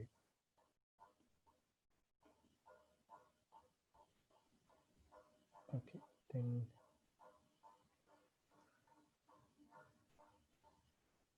Like Odisha flood atlas. ஒடிசாவோட ஃப்ளட் அட்லஸ் அப்படிங்கிறது என்னன்னா லாங் டேர்ம் டேட்டாவை வச்சு எங்கெங்கெல்லாம் பாசிபிள்ல பாக்குறது. பட் மும்பையோடது வந்து டைனமிக்கா 2 நாள் கழிச்சு எங்க வரப்போகுது, 3 நாள் கழிச்சு எங்க வரப்போகுது அப்படின்னு பாக்குறது. So they are related, but this is a dynamic thing. Odisha flood அட்லஸ்ங்கிறது வந்து ஓவராலா பாலிசி மேக்கிங்க்கு யூஸ் பண்ணி எந்த ஏரியால டெவலப்மெண்ட் பண்ணலாம், எந்த ஏரியால பில்டிங் கட்டக்கூடாது அப்படின்னு முடிவு பண்றதுக்காக, மும்பைல எதுக்கான எந்த ஏரியால பிரச்சனை வரப்போகுது அந்த ஏரியாவை எப்படி காப்பாற்றலாம் அதை பத்தி யோசிக்கிறதுக்காக. Whether this can be considered as one of the initiative for Paris climate change? கண்டிப்பா. என்னன்னா ரினியூவபிள் எனர்ஜி சம்பந்தமா நீங்க எது பண்ணாலும், குளோபல் வார்மிங் சம்பந்தமா எது பண்ணாலும், it is an initiative keeping Paris climate change in mind. Definitely. Phase 1, phase 2, phase 3 again. அதை பத்தி தான் நம்ம ரொம்ப நேரம் அலசி ஆரம்பிச்சோம். ஸோ phase 1 அப்படின்னா Middle East, South Asia, South east Asia இந்த ரீஜனை முதல்ல கனெக்ட் பண்ண போறோம். phase 2ல we are trying to connect ஆப்பிரிக்காவை கனெக்ட் பண்ண ட்ரை பண்றோம். phase 3ல யார் யாரெல்லாம் வரணும்னு விருப்பப்படுறாங்களோ எல்லாரையும் கனெக்ட் பண்ண ட்ரை பண்றோம். So phase 3 we are going for global interconnection. Fund for one sun, one world, one grid initiative. இந்தியா இது வரைக்கும் அதை பத்தி எதுவும் பேசல. But there are lot of funds now available. இப்போ நிறைய ஃபண்ட் அவைலபிளா இருக்கு, அதனால will be able to mobilise the fund. Is what then இப்போ நம்ம இப்போதான் இந்த பிளானே ப்ரொபோஸ் பண்றோம், இனிமே தான் ஃபண்டிங் பத்தி யோசிப்போம்.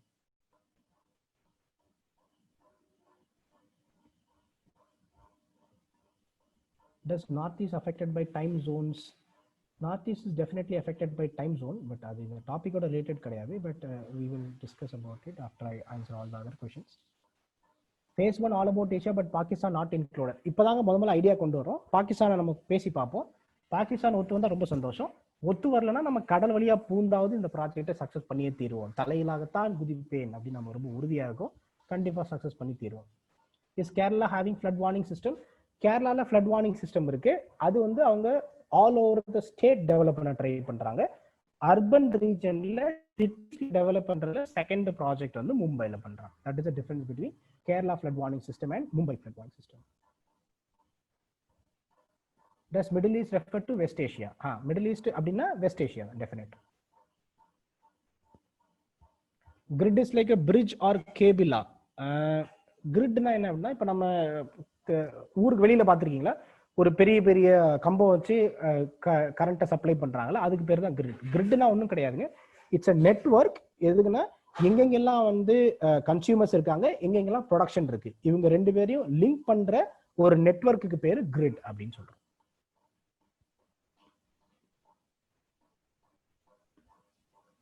Okay, somebody was asked what is the impact of time zone in northeast அப்படின்னு. இப்போ impact of time zone in north east, இப்போ டிப்ருகர் எடுத்துக்கோங்க, it's one of the eastern most cities of India. அப்போ என்ன ஆகும்னா காலையில 3:30 மணிக்கு விடிஞ்சிரும், 3:30 மணிக்கு அப்படியே விடிய ஆரம்பிக்கும், 4 மணிக்கெல்லாம் விடிஞ்சிரும். வின்டர் டைம்ல சாயங்காலம் 4 மணிக்கு இருட்டிடும். ஸோ அப்போ என்ன ஆகுதுன்னா, இப்போ நார்மலா இப்போ நீங்க சென்னையிலயோ மும்பையிலயோ உட்காந்துட்டு 6 மணிக்கு வந்து இருட்டும் அப்படின்னு அந்த ஜென்ரலான நமக்கு ஒரு ஐடியா இருக்குல்ல, அது வந்து இங்க கிடையாது. It is completely different. இங்க காலையில 3:30 மணிக்கு விடிஞ்சிரும், வின்டர் டைம்ல 4 மணிக்கு இருட்டிடும்.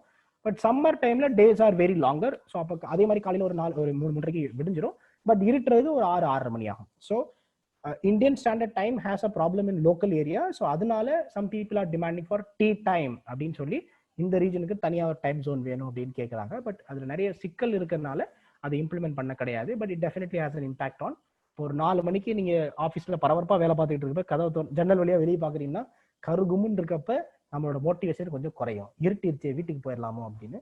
That is the main impact of not having 2 time zones in the northeast. மத்தபடி practically it doesn't make much difference because people are used to this.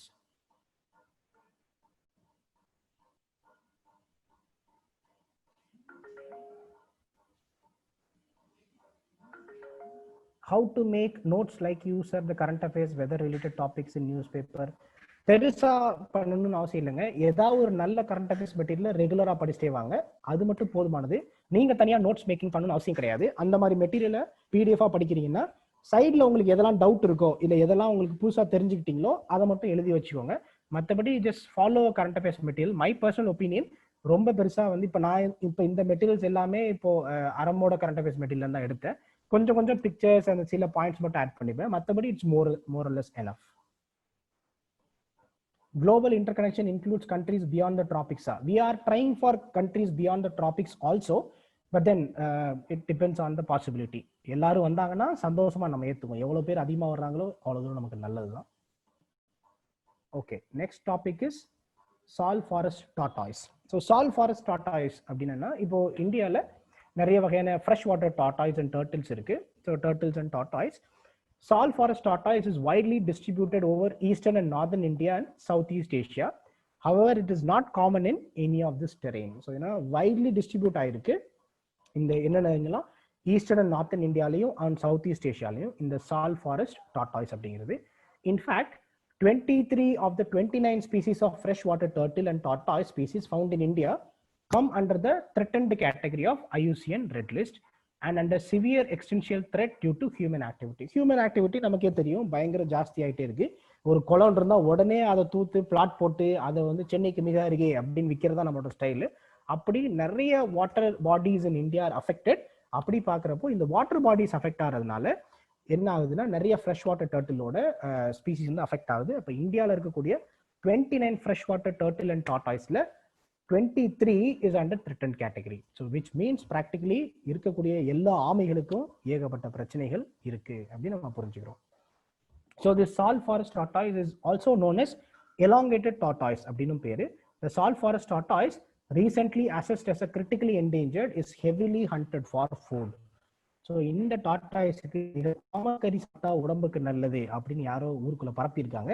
அதனால அதுவும் இந்த முக்கியமா இந்த சால் ஃபாரஸ்ட் டார்டாய்ஸ் சாப்பிட்டா உடம்புக்கு ரொம்ப நல்லது அப்படிங்கிற ஒரு பொருளினால இந்த டார்டாய்ஸை பயங்கரமா வேட்டையாடுறாங்க.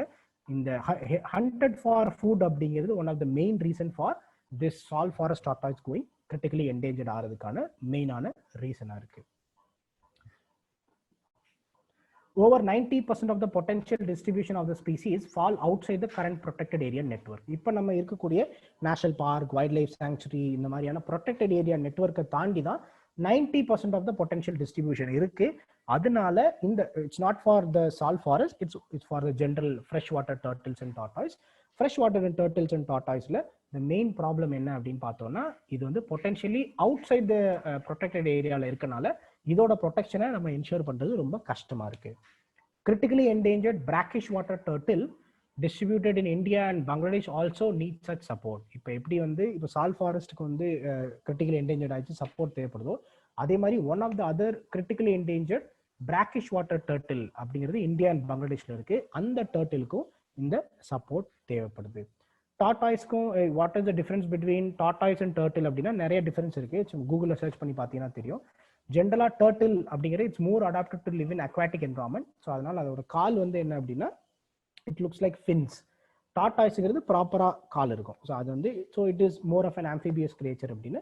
பட் டர்ட்டில் அப்படிங்கிறது it is adapted more to live in water than in land. So that is the main difference between tortoise and turtle. But கூகுளில் சர்ச் பண்ணி பார்த்தீங்கன்னா நிறைய டிஃபரன்சஸ் கிடைக்கும். நவ் இப்போ இது வந்து சால் ஃபாரஸ்ட் டார்டாய்ஸ் பற்றி பார்த்தோம். ஸோ இந்த சால் ஃபாரஸ்ட் டார்டாய்ஸை கிரிட்டிக்கலி என்டேஞ்சர்ட் ஆயிடுச்சு, ஹெவிலி ஹண்டட் ஃபார் ஃபுட் வந்து மெயின் ரீசன் அப்படின்னு சொல்லி பார்த்தோம்.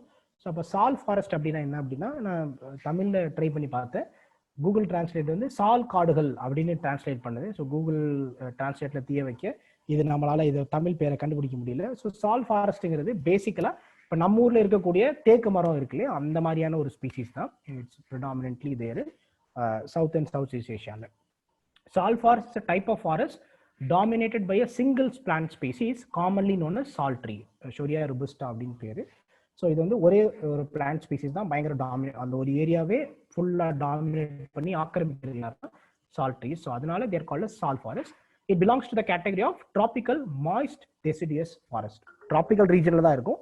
மாய்ஸ்ட் அப்படின்னா அடிக்கடி மழை பெய்யக்கூடிய ரீஜனாக இருக்கும். டெசிடியஸ் ஃபாரஸ்ட் இது வந்து இலையை உதிர்க்கக்கூடிய ஒரு forest. So tropical moist deciduous forest கேட்டகரியில் தான் எது வருதுன்னா சால் ஃபாரஸ்ட் வருது. Sal forest are mainly distributed in south and south east Asia, occurring along the base of tropical Himalayas from Assam to Punjab. Himalayan ரீஜன்ல அசாம்ல ஆரம்பிச்சு like Arunachal அசாம்ல ஆரம்பிச்சு பஞ்சாப் வரைக்கும் இருக்கக்கூடிய எல்லா டிராபிக்கல் ஹிமாலயாஸ்லயும் இந்த சால் ஃபாரஸ்ட் இருக்கு. இந்த eastern districts of central India, central இந்தியாவோட ஈஸ்டர்ன் டிஸ்ட்ரிக்ட்ஸ்ல இருக்கு. And on the west Bengal hills. So இந்த 3 ரீஜன்ல தான் ப்ரிடாமினண்டா இந்தியாவில் சால் ஃபாரஸ்ட் இருக்கு. ஓகே, ஸோ சால் ஃபாரஸ்ட் டார்டாய்ஸ் இப்போ கிரிட்டிக்கலி என்டேஞ்சர்ட், அதை பற்றி நிறைய இந்தியா ப்ரொடெக்ஷன் பண்ணணும் ட்ரை பண்ணுறாங்க, இதை பற்றி நிறைய ரிசர்ச் வருது அப்படிங்கிறனால சால் ஃபாரஸ்ட் டார்டாய்ஸை பற்றி கேட்கலாம், இல்லை சால் ஃபாரஸ்ட்டை பற்றியே கூட கேட்கலாம். ஸோ அதனால we learn about both the things. So இந்த கியூட்டான இந்த டார்டாய்ஸ்க்கு பேர் தான் சால் ஃபாரஸ்ட் டார்டாய்ஸ் அப்படின்னு சொல்கிறோம்.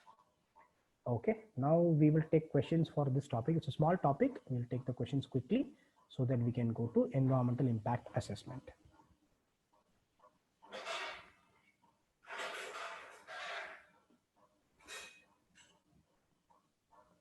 Aram fortnightly compilation is enough for prelims and mains. Definitely it is more than enough. அந்த மாதிரி ஒரு கரண்ட் அஃபேர்ஸ் மெட்டீரியல் நல்லா திரும்ப படிங்க, மறுபடியும் ரிவைஸ் பண்ணுங்க. ஏன்னா நிறைய ஃபேக்ட்ஸ் வந்து மறந்து போயிடும். ஸோ நீங்க திரும்ப ரிவைஸ் பண்றப்ப ஃபேக்ட்ஸ் ஞாபகம் இருக்கும். பல மெட்டீரியல் படிக்காதீங்க, ஒரு மெட்டீரியலை திரும்ப படிங்க. That is the way to success in current affairs. Okay, எல்லாரும் கிளியர் இருக்காங்க.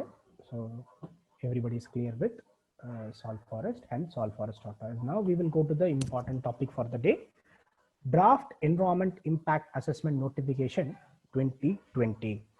ஸோ இந்த வருஷம் என்வரான்மெண்ட்ல ஒரு மிகப்பெரிய புயலை கிளப்பின கரண்ட் அஃபேர்ஸ் அப்படின்னா தீயான கரண்ட் அஃபேர்ஸ் எது அப்படின்னா draft environmental impact assessment notification 2020. ஏன்னா மெயின் சிலபஸ்ல என்வரான்மெண்டல் இம்பாக்ட் அசஸ்மெண்ட்டுங்கிற வேர்டே எக்ஸ்க்ளூசிவா இருக்கு பேப்பர் 3ல. ஸோ அதனாலையும் this becomes very very important. So now எல்லாரும் ஏகப்பட்ட பிரச்சனைகள் டிராஃப்ட் எதுக்காக இந்த இதை கொண்டு வந்தாங்க, இது ஏகப்பட்ட பிரச்சனை இருக்கு அப்படின்னு. So signatory to the Stockholm Declaration on Environment, India enacted laws to control water and air pollution soon after. So 72ல ஸ்டாக்ஹோம் டிக்ளரேஷன் சைன் பண்ணோம் இந்தியா. அதுக்கப்புறம் வாட்டர் ஏர் பொல்யூஷன் தடுக்கிறதுக்கு இந்தியா சப்சிக்வெண்டா கொண்டு வந்தோம்.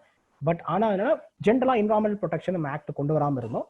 But it was only after the Bhopal gas leak disaster in 1984 the country legislated an umbrella act for environmental protection in 1986. So 84ல Bhopal gas டிசாஸ்டருக்கு அப்புறம் தான் நம்ம என்ன புரிஞ்சுக்கிட்டோம்னா என்விரான்மெண்டல் ப்ரொடெக்ஷன் ரொம்ப முக்கியம், அதுக்காக ஒரு ப்ராப்பரான லீகல் ஃப்ரேம் ஒர்க் இருக்கணும் அப்படின்னு. ஏன்னா போபால் கேஸ் லீக்ல நம்மளால பெருசாக ஆக்ஷன் எடுக்க முடியல.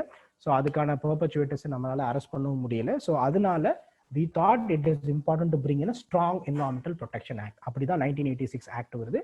Under the Environmental Protection Act in 1986, India notified the first EAA norms in 1994, setting in place a legal framework for regulating activities that access, utilize and affect the natural resources. 86ல கொண்டா கூட 94ல தான் தனியா EA Environmental Impact Assessment norms கொண்டு வரோம். அதுக்கு முன்னாடி it is only a bureaucratic procedure to obtain a clearance. So 94ல தான் ஃபர்ஸ்ட் ஏஏ நார்ம்ஸ் வருது, setting in place a legal framework for regulating activities that access, utilise and affect the natural resource. எந்தெந்த project எல்லாம், எந்தெந்த activity எல்லாம் natural ரிசோர்ஸை access பண்ணுதோ, utilise பண்ணுதோ அண்ட் அஃபெக்ட் பண்ணுதோ அண்ட் ப்ராபப்ளி பொல்யூட் பண்ணுதோ, அந்த ஆக்டிவிட்டிஸ் ரெகுலேட் பண்றதுக்கு பேர் தான் என்விரான்மெண்டல் இம்பாக்ட் அசஸ்மெண்ட் நார்ம்ஸ். 1994 முதல்ல ஸ்டார்ட் பண்றோம். Every development project has been required to go through EIA process for obtaining prior environmental clearance ever since. Every development project நிறைய gap இருக்கு. அந்த ஒரு குறிப்பிட்ட ஃபாரஸ்ட் அஃபெக்ட் பண்ணது, இல்லை ஒரு குறிப்பிட்ட ஏரியாவை இம்ப்ளிமெண்ட் பண்றாங்க, இல்லை ஒரு குறிப்பிட்ட அமௌண்ட் இன்வெஸ்ட்மெண்ட் வருதுன்னு நிறைய விஷயங்கள் இருக்கு. அப்படி அந்த கிரைட்டீரியாவை ஃபுல்ஃபில் பண்ற எல்லா development ப்ராஜெக்ட்ஸும் have been required to go through EIA process for obtaining prior environmental clearance ever since. So இதுல முக்கியமான வார்த்தை என்னன்னா prior environmental clearance அப்படின்னு. இந்த ப்ராஜெக்டை ஸ்டார்ட் பண்றதுக்கு முன்னாடி என்விரான்மெண்டல் கிளியரன்ஸ் வாங்கிட்டு தான் ஸ்டார்ட் பண்ணணும். That is the idea behind environmental impact norms in 1994. The 1994 EIA notification was replaced with the modified up to 2006. 1994 2006 வரைக்கும் ஒரே ரூல்ஸ் அண்ட் ரெகுலேஷன் தான் ஃபாலோ பண்ணோம். 2006ல we made some drastic changes to the 1994 notification. Earlier this year, government has redrafted it again to incorporate the amendments and relevant court orders issued since 2006 to make EIA process more transparent and expedient. Government 2020ல இந்த draft கொண்டு வந்தப்போ government என்ன சொல்றாங்க அப்படின்னா, எதுக்காக இந்த EIA draft கொண்டு வராங்கன்னா, to make the process more transparent. இந்த ப்ராசஸை இப்போ நிறைய பியூரோக்ராட்டிக் ஹர்டில்ஸ் இருக்கு இந்த ப்ராசஸ்ல, அது ரொம்ப டிரான்ஸ்பரண்டா மாற்ற போறோம் அண்ட் எக்ஸ்பீரியன்ஸ். ஸோ தட் இந்த வாட் பாசிட்டிவா நெகட்டிவா எப்படி வேணாலும் இருக்கலாம் இதோட கிளியரன்ஸ் ரிப்போர்ட், பட் அது வந்து ஃபாஸ்டா நடக்கணும் அப்படிங்கிறதான் the main objective behind this 2020 draft notification. Environmental impact assessment is an important process for evaluating the likely environmental impact of a proposed project. ஒரு ப்ராஜெக்ட் ப்ரொபோஸ் பண்றாங்க அப்படின்னா அந்த ப்ராஜெக்டோட என்விரான்மெண்டல் இம்பாக்ட் எப்படி இருக்க போகுது அப்படின்னு கண்டுபிடிக்கிறது ரொம்ப முக்கியம். For example, somebody wants to do a mining in core of a tiger reserve. ஒரு டைகர் ரிசர்வோட கோர் ஏரியால ஒருத்தவங்க ஒரு மைனிங் பண்ணணும்னு நினைக்கிறாங்கன்னு வச்சுக்கோங்களேன். So here we have to take a call. இப்போ இந்த டைகர் ரிசர்வோட கோர் ஏரியாவை ப்ரொடெக்ட் பண்றது முக்கியமா இல்ல இந்த மைனிங் பண்றது முக்கியமா அப்படின்னு. ஸோ இந்த இடத்துல அதோட என்விரான்மெண்டல் இம்பாக்ட் எவ்வளவு இருக்குன்னு பார்க்கணும். இந்த ப்ராஜெக்ட் பண்ணா எவ்வளவு தூரம் என்விரான்மெண்டல் இம்பாக்ட்னு பார்க்கணும். அந்த என்விரான்மெண்டல் இம்பாக்டை பொறுத்து இந்த ப்ராஜெக்ட் நடக்கணுமா நடக்க வேண்டாமா அப்படின்னு முடிவு பண்றோம். இல்ல நடக்கணும்னா என்னென்ன மாதிரியான ப்ரிகாஷன்ஸ்லாம் எடுக்கணும் என்விரான்மெண்டல் இம்பாக்டை குறைக்கிறதுக்கு அப்படின்னு. So environmental impact assessment is a fundamental way that we can evaluate an environmental impact of a proposed project. It is a process whereby people's views are taken into consideration for granting final approval to any developmental project or activity. எந்த ஒரு development, பெரிய ஒரு development project ஒரு activity நடந்தாலும் அதை அந்த இருக்கக்கூடிய local stack ஹோல்டர்ஸ்க்கு ஒரு ஃபோரம் இருக்கணும், அவங்களோட வியூஸ் எக்ஸ்பிரஸ் பண்றது அப்படிங்கிறது one of the important part of environmental impact assessment. Because இப்போ டெல்லியிலேயோ மும்பையிலோ இருந்துட்டு ஒருத்தவங்க ரொம்ப சௌரியமா ஒரு ப்ராஜெக்டை சாங்ஷன் பண்ணலாம், but it is a local people who are going to be affected. அப்போ அவங்களுக்கு அவங்க கிட்ட கன்சிடரேஷன் கேட்கணுங்கிறதா one of the important process in environmental impact assessment. It is basically a decision making tool to decide whether the project should be approved or not. So இது வந்து ஒரு decision making tool. இந்த டூல்ல இந்த எல்லா விஷயத்தையும் இந்த environmental impact assessment பண்ணி முடிச்சதுக்கு அப்புறம் அந்த ரிப்போர்ட்டை பேஸ் பண்ணி நம்ம என்ன முடிவு பண்ணலாம்னா அந்த ப்ராஜெக்டை செயல்படுத்தலாமா வேண்டாமா. Because it is at the end of the day it is basically about economy versus environment. அப்போ இந்த டிசிஷன் எடுக்கிறதுக்கு ஹெல்ப் பண்ற டூலுக்கு பேர் தான் environmental impact assessment. Now environmental impact assessment சிம்பிளா சொல்லணும்னா என்ன நடக்கும் அப்படின்னு சொல்லி பார்த்தோம் அப்படின்னா, environmental impact assessment required category A projects என்ன பண்ணுவாங்கன்னா, scoping and terms of reference, preparation, public notice and public meeting, approval of scope of study and terms of reference. அப்படின்னா ஜென்ரலா என்னன்னா, இந்த ப்ராஜெக்டோட ஐடியா என்ன, விஷன் என்ன, என்னென்ன மாதிரியான ஆக்டிவிட்டிலாம் நடக்க போகுது, இப்படி நடக்கிறதுனால லோக்கல்ல இருந்து இப்போ எவ்வளவு தண்ணி எடுத்துக்க போறாங்க, எவ்வளவு ஃபாரஸ்ட் அஃபெக்ட் பண்ண போறாங்க, எவ்வளவு லேண்ட் ஏரியாவை கிளியர் பண்ண போறாங்க அப்படின்னு சொல்லிட்டு they will give the whole idea. அது என்னன்னா impact analysis, mitigation and impact management. அதுக்கப்புறம் இந்த ப்ராஜெக்டோட ஸ்கோப்பை வச்சுட்டு they will see என்னென்ன மாதிரியான இம்பாக்ட் இது ஏற்படுத்த போகுது அப்படின்னு சொல்லி முடிவு பண்றாங்க. and then it goes to a EIA report. அதை வந்து ஒரு environmental impact assessment ரிப்போர்ட்டா ஃபார்ம் பண்றாங்க. and this report is put for public meeting. இதுல என்ன பண்ணுவாங்கன்னா, பப்ளிக் இன்வால்மெண்ட் இருக்கும். அப்போ என்ன பண்ணுவாங்க, தே வில் கிவ் ஜென்ரலா நியூஸ் பேப்பர் அட்வர்டைஸ்மெண்ட் கொடுப்பாங்க. இந்த ப்ராஜெக்ட்டுக்கு என்வரான்மெண்டல் இம்பாக்ட் அசஸ்மெண்ட் நடந்திருக்கு, அதுல யார் யாரெல்லாம் அவங்களோட கருத்தை தெரிவிக்கணுமோ அவங்க இந்த பப்ளிக் மீட்டிங்ல வந்து தெரிவிக்கலாம் அப்படிங்கிற மாதிரி ஒரு இதை கொடுத்துருவாங்க. பீப்புளோட வியூஸ், அவங்களோட கமெண்ட்ஸ் எல்லாத்தையும் என்ன பண்ணுவாங்கன்னா இதில் இன்கார்பரேட் பண்ணிருப்பாங்க. இன்கார்பரேட் பண்ணதுக்கு அப்புறம் finalise the EAA or adjust. People ஒத்துக்கிட்டாங்கன்னா என்வரான்மெண்டல் இம்பாக்ட் அசஸ்மெண்ட் அப்படியே இருக்க போது, பீப்புள் நிறைய மாடிஃபிகேஷன் சொல்றாங்கன்னா அவங்களோட கன்சர்ன்ஸை இதில் ஆட் பண்ணிப்பாங்க. இப்போ ஒரு ட்ரைபல் கம்யூனிட்டி என்ன சொல்றாங்கன்னா, இல்ல இப்போ நீங்க பண்ற ஏரியா வந்து எங்களுக்கு வந்து பயங்கரமா இம்பாக்ட் பண்ணோம், நாங்க அங்கதான் கிரேசிங் பண்றோம், நாங்க அங்கதான் எங்களோட மைனர் ஃபாரஸ்ட் ப்ரொடியூஸ் எடுத்துக்கிறோம், நீங்க அந்த ஏரியாவை ஃபென்சிங் பண்ணி ஒரு மைனிங் பண்றீங்களோ இல்ல ஒரு ஹைட்ரோ எலக்ட்ரிக் ப்ராஜெக்ட் பண்றீங்கன்னா எங்களோட லைவ்லிஹுட் அஃபெக்ட் ஆகும்னு சொல்றாங்கன்னா that will be put forward because the decision making process. So இந்த EAA ரிப்போர்ட்டையும் இந்த பப்ளிக்கோட இதையும் டிசிஷன் மேக்கிங்ல கொடுப்பாங்க. டிசிஷன் மேக்கிங்ல அப்ரூவ் பண்ணிட்டாங்கன்னா அதுல சில கண்டிஷன்ஸ் வைப்பாங்க. இப்போ இந்த பீப்புளோட கன்சர்ன்ஸ்க்கு இதெல்லாம் நீங்க பண்ணுங்க அப்படின்னு சொல்லி.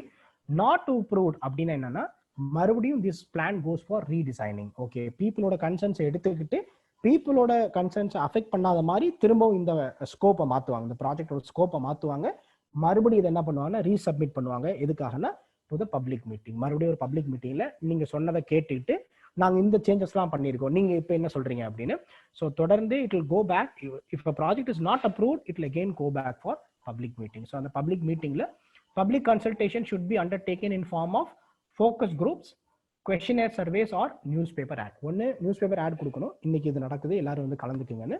questionnaire surveys, அதுல வந்து questionnaire வந்து டிஸ்ட்ரிபியூட் பண்ணுவாங்க. இந்த ப்ராஜெக்ட்னால உங்களுக்கு எவ்வளவு இம்பாக்ட் இருக்கும், மிகவும் ஆபத்து, ஆபத்து, ஆபத்து இல்லை, ஆபத்து சுத்தமாக இல்லை, அந்த மாதிரி ஒரு questionnaire கொடுப்பாங்க. அது எந்த அளவுக்கு இப்போ இதெல்லாம் எங்களோட ஸ்கோப்பு, இதனால உங்களோட லைவ்லிஹுட் இம்பாக்ட் ஆகும் நினைக்கிறீங்களா அப்படின்னு. ஸோ இந்த questionnaire சர்வேஸ் இருக்கும். இதோட இம்பாக்டை பொறுத்து அந்த ப்ராஜெக்ட்ஸ் இது பண்ணுவாங்க. இப்போ இதுல வந்து பீப்புள் 100% எதிர்ப்பு தெரிவிக்கிறாங்க. என்வரான்மெண்டல் இம்பாக்ட் அசஸ்மெண்ட் என்ன சொல்லுதுன்னா, இது பண்றதுனால மேபி கொஞ்சம் எக்கனாமிக் பெனிஃபிட் இருக்கலாம், பட் என்வரான்மெண்டலா ரொம்ப அஃபெக்ட் ஆகும் அப்படின்னா that project can simply be shelved. அது வந்து இந்த ப்ராஜெக்டே பண்ணக்கூடாது அப்படின்னு கூட சொல்றதுக்கான வாய்ப்புகள் இருக்கு. So that is the powerful tool of environmental impact assessment. So இது வந்து ஒரு ப்ராஜெக்டோட ஸ்கோப் எடுத்துக்கிறாங்க அண்ட் அந்த ப்ராஜெக்ட் என்னெல்லாம் பண்ண போறாங்கன்னு பாக்குறாங்க, அது எந்த அளவுக்கு ப்ராபபிளா இம்பாக்ட் பண்ண போகுது அப்படின்னு பார்த்துட்டு அதை பப்ளிக் ஃபோரம்ல வைக்கணும். then the general public has a right to say their opinion on it. This idea is what we call environmental impact assessment அப்படின்னு சொல்றோம். இதை ஜென்ரலா யார் பண்றாங்கன்னா ஸ்டேட் பொல்யூஷன் கண்ட்ரோல் போர்டோ அல்ல ஒரு யூனியன் டெரிட்டரியோட பொல்யூஷன் கண்ட்ரோல் போர்டோ தான் இந்த ஆக்டிவிட்டிஸை கோஆர்டினேட் பண்றாங்க. இந்த பப்ளிக் மீட்டிங் இதெல்லாம் நடத்தி இந்த ஆக்டிவிட்டிஸை கோஆர்டினேட் பண்றது state public pollution control boards. Now so this is the general idea of environmental impact assessment பார்த்துட்டோம். இப்போ 2020ல இருக்கக்கூடிய டிராஃப்ட்ல எதெல்லாம் இஷ்யூஸ்னு என்வரான்மெண்டல் ஆக்டிவிஸ்ட் வந்து ஃபிளாக் பண்றாங்க அப்படின்னா, we will only talk about the highlight issues. அது வந்து ரொம்ப பெரிய ஒரு டாக்குமெண்ட், ஏகப்பட்ட விஷயம், 89 பேஜ்னு நினைக்கிறேன், ரொம்ப நிறைய விஷயங்கள் பத்தி பேசுது. பட் ஹைலைட்டா சில விஷயங்களை பத்தி மட்டும் நீங்க நம்ம டிஸ்கஸ் பண்றோம். Number 1 is post ஃபேக்டோ approval. முன்னாடி பார்த்தோம் என்வரான்மெண்டல் இம்பாக்ட் அசஸ்மெண்ட் அப்படின்னாலே என்ன பண்ணணும், ஒரு ப்ராஜெக்ட் வந்து ப்ரொபோஸ் பண்ற ஸ்டேஜ்லயே என்வரான்மெண்டல் இம்பாக்ட் அசஸ் பண்ணணும், இதுக்கு அப்புறம் தான் அந்த ப்ராஜெக்டை இம்ப்ளிமெண்ட் பண்ணணும். So that is a general idea. But இதுல என்ன கொண்டு வராங்க அப்படின்னா post ஃபேக்டோ approval. The new draft allows for post facto approval of projects. It means that clearances for projects can be awarded even if they have started construction or have been running phase without securing environmental clearances. Environmental clearances வாங்காம ஒருத்தவங்க in case ஒரு project start பண்ணிட்டாங்கன்னா அவங்களுக்கு post ஃபேக்டோ approval கொடுக்கலாம் அப்படின்னு ஒரு ப்ரொபோசலை கொண்டு வர்றாங்க. இதை என்ன பண்றாங்கன்னா நிறைய பேர் எதிர்க்கிறாங்க. This also means that any environmental damage caused by the project is likely to be waived off as a violation gets legitimized. இதோட ப்ராப்ளம் என்னன்னா, இப்போ ஒரு விஷயம் இம்ப்ளிமெண்ட் பண்றதுக்கு முன்னாடியே நீங்க என்வரான்மெண்டல் இம்பாக்ட் அசஸ்மெண்ட்ல கொண்டு வரீங்கன்னா பீப்புள் எதிர்ப்பு தெரிவிக்கிறாங்கன்னா, ஒன்னு நீங்க அந்த ப்ராஜெக்டே கூட ஷெல் பண்ணிடலாம், இல்ல அந்த சேஞ்சஸ் பண்ணதுக்கு அப்புறம் தான் இந்த ப்ராஜெக்டை இம்ப்ளிமெண்ட் பண்ணணும் அப்படின்னு நீங்க என்ஃபோர்ஸ் பண்ணலாம். பட் ஒரு ப்ராஜெக்ட் ஆல்ரெடி இம்ப்ளிமெண்ட் ஆயிடுச்சு அப்படின்னா நீங்க என்ன பண்ண முடியும், அதிகபட்சம் அபராதம் போடலாம். அதுக்கு மேல என்ன, இப்போ அந்த ப்ராஜெக்டை ஷெல் பண்றதோ, ஏன்னா ஏகப்பட்ட இன்வெஸ்ட்மெண்ட் போயிருக்கும் லோக்கலுக்கு, இப்போ அதுல வந்து ஏகப்பட்ட எம்ப்ளாய்மெண்ட் ஆப்பர்ச்சுனிட்டி கிரியேட் ஆயிருக்கும், அதுல ஒரு எக்கனாமிக் ஆக்டிவிட்டி நடந்துட்டு இருக்கும். அந்த மாதிரி ஒரு விஷயத்துல டோட்டலா நிறுத்துறது வந்து it practically becomes impossible to do. அப்ப என்னன்னா பெரிய லெவல்ல இதை கன்சிடர் பண்ணாம சரி நடந்து போச்சு, ஒரு 1 லட்சம் 10 கோடி 5 கோடி அபராதம் கட்டுங்க அப்படின்னு சொல்றாங்க.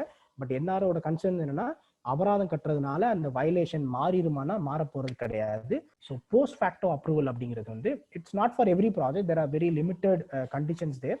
But even though there are only very limited projects post ஃபேக்டோனா கூட நிறைய என்வரான்மெண்டல் கன்சர்ன் என்ன அப்படின்னா போஸ்ட் ஃபேக்டோ அப்ரூவல்ங்கிறது ஒரு டேஞ்சரஸான ஒரு ட்ரெண்டு. ஸோ அது வந்து தப்பு, அது வந்து பண்ணக்கூடாது, ப்ராப்பரான EA பண்ணி தான் ஒரு ப்ராஜெக்டை இம்ப்ளிமெண்ட் பண்ணணும் அப்படின்னு சொல்லிட்டு.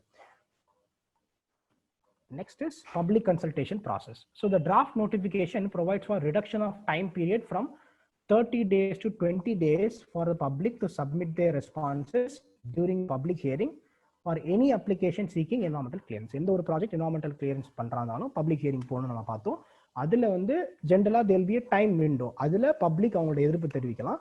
அதை வந்து 30 டேஸ்லேருந்து 20 டேஸா மாத்துறாங்க. ஸோ பீப்புள் சே இது வந்து 20 டேஸா குறைக்கிறப்போ ஒரு என்வரான்மெண்டல் இம்பாக்ட் அசஸ்மெண்ட் நடக்குது, அதுக்கு எல்லாரும் எதிர்ப்பு தெரிவிக்கலாம், அதுக்கு அதோட அந்த ப்ராஜெக்டோட ஸ்கோப் இதெல்லாம் தான் அப்படின்னு பீப்புள் புரிஞ்சு ஒரு அண்டர்ஸ்டாண்டிங்க்கு வந்து அதை எதிர்ப்பு தெரிவிக்கிறது வந்து 20 டேஸ்ங்கிறது அவ்வளோ வந்து பாசிபிளான ஒரு டைம் கிடையாது அப்படின்னு என்வரான்மெண்டல் கன்சர்ன் சொல்றாங்க.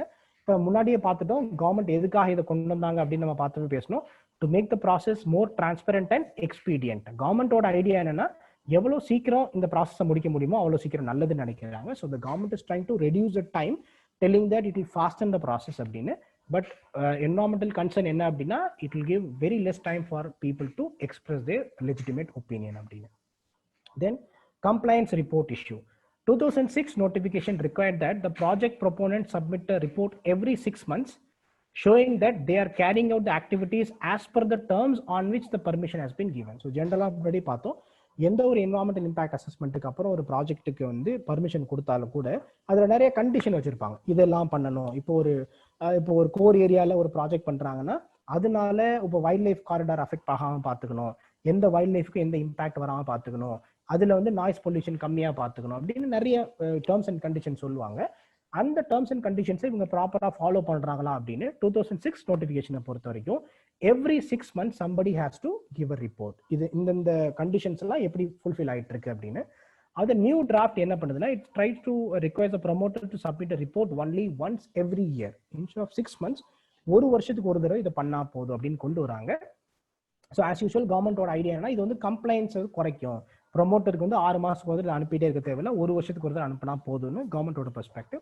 பட் ஜென்ரலா அந்த என்வரான்மெண்டல் ஆக்டிவிஸ்டோட பெர்ஸ்பெக்டிவ் என்ன அப்படின்னா இதை நம்ம 1 year மாத்திரம் அப்படின்னா most of these projects can be in very pristine landscape. ஒரு வருஷம் ஒரு விஷயத்தை அவங்க சரியா பண்ணல இல்ல தப்பா பண்ணிட்டாங்க அப்படின்னா ஒரு வருஷம் கழிச்சு அவங்க ரிப்போர்ட் கொடுத்து அந்த ரிப்போர்ட் பேஸ் பண்ணி நம்ம ஏதாவது ஆக்ஷன் எடுக்கிறோம் அப்படின்னா 1 year is a too long a time where you can legitimately do a critical damage to a ecosystem. 6 மாசங்கிறது it's short time frame. So 6 மாசத்துக்கு ஒரு ஈஸியா மானிட்டர் பண்ணலாம். பட் ஒரு வருஷங்கிறது ஒரு பெரிய டைம் ஃப்ரேம். அந்த ஒரு வருஷத்துல இன்கேஸ் அவங்களோட நாலேஜ் இருந்தோ இல்லாமலோ பயங்கரமா என்வரான்மெண்ட் இம்பாக்ட் கிரியேட் பண்ற ஆக்டிவிட்டிஸை பண்ணிட்டாங்க அப்படின்னா ஒரு வருஷம் கழிச்சு it will be very hard to come back to the normalcy. இல்ல அந்த ஈகோசிஸ்டமோட டேமேஜ் irreversible டேமேஜா கூட இருக்கலாம் அப்படிங்கிறது another perspective. Then bypassing the EAA process, one of the hotly debated issues with respect to draft EA notification enna through the draft notification central government gets the power to categorize projects as strategic. So strategic அப்படினு central government என்ன பண்ணலாம்னா சில ப்ராஜெக்ட்ஸை take பண்ணுவாங்க. இப்போ Bharat Mala, Sagar மாலாலாம் government என்ன சொல்லிட்டாங்கன்னா these are all called strategic project அப்படின்னு. So the moment you say something is a strategic project, once a project is considered as strategic, the draft notification states that no information relating to such project shall be placed in the public domain. Once strategic nu solta அது வந்து அந்த ப்ராஜெக்ட்ஸை பத்தி information யார்கிட்ட கொடுக்க தேவைன்னா public டொமைன்ல வைக்க தேவையில்லை அப்படின்னு. For some defence related projects or nuclear related projects it is completely acceptable. இது வந்து ஒரு பெரிய விஷயம் கிடையாது. பட் இப்போ கவர்மெண்ட் என்ன பண்றாங்கன்னா to give emphasis on certain projects நிறைய more and more projects are classified as strategic projects அப்படின்னு கிளாசிஃபை பண்றாங்க. அப்போ இந்த மாதிரி நிறைய ப்ராஜெக்ட்ஸ் ஸ்ட்ராட்டஜிக்னு சொல்லிட்டே போனோம் அப்படின்னா அந்த ப்ராஜெக்ட்ஸுக்கு பப்ளிக்கோட ஒப்பீனியன் கேட்காம இல்லை அதோட இம்பாக்டை பார்க்காம தே மே பி இம்ப்ளிமெண்டட். அப்படி இம்ப்ளிமெண்ட் பண்றது வந்து the general idea of environmental impact அசஸ்மெண்ட்டுக்கு எதிரானது அப்படின்னு ஒரு விஷயம். ஸோ அந்த பாசிட்டிவ் சைட், ஸோ இதெல்லாம் நிறைய கன்சர்ன்ஸ் பற்றி சொல்கிறாங்க. அந்த பாசிட்டிவ் சைடில் பார்த்தோம்னா என்ன, இப்போ ஸ்ட்ராட்டஜிக் எடுத்துக்கணும். இப்போ கவர்மெண்ட்டோட கன்சர்ன் என்னன்னா நிறைய முக்கியமான கவர்மெண்ட் ப்ராஜெக்ட்ஸ் எல்லாமே ஏதோ ஒரு இடத்துல இந்த கிளியரன்ஸ் வரல அந்த கிளியரன்ஸ் வரல அப்படின்னு ஸ்டக்கப் ஆயிடுது. ஸோ ஏன் கவர்மெண்ட் ஸ்ட்ராட்டஜிக்னு ஒரு ப்ராஜெக்டை டிஃபைன் பண்றாங்கன்னா, ஸோ தட் அந்த ப்ராஜெக்ட் இந்த மாதிரியான என்வரான்மெண்டல் கிளியரன்சஸோ இல்லை மற்ற கிளியரன்சஸ்லையோ பெருசா மாட்டிக்காம ஆன் டைமா நம்மளால எஃபெக்டிவா இம்ப்ளிமெண்ட் பண்ண முடியணும் அப்படிங்கிறதா main reason why somebody terms it strategic. But people are telling it is against the fundamental idea of environmental impact assessment. So on the way forward, so இந்த 2020 இதோட பாசிட்டிவ் என்ன அப்படின்னு பார்த்தோம்னா, 2020 draft notification has a clause dedicated to the definition of several terms related to environmental impact assessment. Environmental impact assessment is ஒரு டெக்னிக்கலான ஒரு process. அதில் ஏகப்பட்ட terms இருக்கு. பட் பழைய நோட்டிஃபிகேஷன்ஸ்ல நம்ம அந்த டேர்ம்ஸை டிஃபைன் பண்ணவே இல்லை. பட் டேர்ம்ஸை டிஃபைன் பண்ணலாம் என்ன பிரச்சனைனா, ஒவ்வொருத்தவங்களும் அதை ஒவ்வொரு மாதிரி இன்டர்பிரேட் பண்ணுவாங்க. என்ன பொறுத்த வரைக்கும் அந்த டேர்ம்குள்ள வருது அப்படின்னு சொல்லுவேன், வேற ஒருத்தர் அந்த டேர்ம்குள்ள வரல அப்படின்னு சொல்லுவாரு. அப்போ it creates a kind of confusion. இது வந்து ஒரு அப்ளிகண்ட்டுக்கு வந்து ஒரு ஏகப்பட்ட கன்ஃபியூஷனை கிரியேட் பண்ணுது. பட் இந்த டிராஃப்ட் நோட்டிஃபிகேஷன்ல we are trying to define a lot of terms. இப்போ டிஓஆர்னா என்ன, ஸ்கோப்னா என்ன, என்வரான்மெண்டல் இம்பாக்ட் அசஸ்மெண்ட்னா என்ன, பப்ளிக் ஹியரிங்னா என்ன அப்படின்னு நம்ம நிறைய விஷயங்கள் பண்றோம், டிஃபைன் பண்ண ட்ரை பண்றோம். அப்படி டிஃபைன் பண்றது இட் மேக்ஸ் இட் டிரான்ஸ்பரண்ட். அப்போ இந்த பியூரோக்ராட்டிக் பாட்டில் நெக்ஸ் இல்லாம டிரான்ஸ்பரண்டா இந்த ப்ராஜெக்ட் வந்து ஒரு ப்ரொமோட்டருக்கு ஈஸியா இருக்கும் அப்படிங்கிறது one of the important thing. And பீப்புளுக்கும் அண்டர்ஸ்டாண்ட் பண்றதுக்கு ஈஸியான விஷயம். Because if there is a definition you will be able to relate it to it and understand. It may be beneficial in the sense that it's EAA rules and has a potential of alleviating some ambiguity in the present law. So 2006ல வந்து இதுல வந்து நிறைய ambiguity இருந்துச்சு. ambiguityனா என்னன்னா, பண்ணலாமா பண்ணக்கூடாதான்னு தெளிவா இருக்காது அந்த ரூல்ல. அப்போ it is subject to interpretation. அதுக்கு இல்லாம அது மட்டும் இல்லாம இன்னொரு முக்கியமான பாசிட்டிவ் என்ன அப்படின்னா, நிறைய கோர்ட் ஜட்ஜ்மெண்ட் வந்து 2006 நோட்டிபிகேஷன் சம்பந்தமா நிறைய கோர்ட் ஜட்ஜ்மெண்ட்ஸ் வந்துருச்சு. இதெல்லாம் செய்யலாம், இதெல்லாம் செய்யக்கூடாது, இதை பண்ணலாம், இதை பண்ணக்கூடாதுன்னு நிறைய கோர்ட்ஸோட ஜட்ஜ்மெண்ட்ஸ் வந்துருச்சு. அந்த ஜட்ஜ்மெண்ட்ஸை பேஸ் பண்ணி 2020 டிராஃப்ட்டை கொண்டு வர்றோம். ஏன்னா you have to have a rule. அந்த நோட்டிபிகேஷன் என்ன இருக்கணும்னா, அந்த நோட்டிபிகேஷனே ஒரு செல்ஃப் கண்டெய்ன்டு நோட்டிபிகேஷனா இருக்கும். அதுலயே எல்லாமே எது சரி எது தப்பு அப்படின்னு டிஃபைன் பண்ணணும். அப்ப நிறைய கோர்ட்டோட கேஸ் லாஸ் எடுத்து அதோட இம்பாக்ட் எது கொண்டு வரணும் 2020 டிராஃப்ட்டுக்கு. ஸோ அதனால rather than reading ஒரு டிராஃப்ட் நோட்டிபிகேஷனை படிச்சுட்டு அது சம்பந்தமா 150 ஜட்மெண்ட்டை படிக்கிறத விட அந்த 150 ஜட்மெண்ட்ல என்ன சொன்னாங்களோ அதை எதுல கொண்டு வர ட்ரை பண்றோம்னா இந்த டிராஃப்ட் நோட்டிபிகேஷனை கொண்டு வர ட்ரை பண்றோம். So this is a more transparent attempt at drafting the notification. 2006 விட this is more transparent because it defines several terms. It is beneficial because it consolidates all the rules. And அதோட முக்கியமான விஷயம் என்னன்னா, நிறைய court ஜட்மெண்ட்ஸை இது அதோட கம்பேட்டபிளா இந்த நோட்டிபிகேஷனை கொண்டு வரோம். So somebody has to understand இஏஏன்னா இந்த ரூல்ஸை மட்டும் படித்தா போதும். இது சம்பந்தமான 50 கேஸோ 100 கேஸோ 150 கேஸ் லாஸோ படிக்க தேவையில்லை. So it makes it transparent for people to understand. It is transparent for the promoters to apply and it is easy for the bureaucrats also to take care. So அதனால this draft notification has its own positives.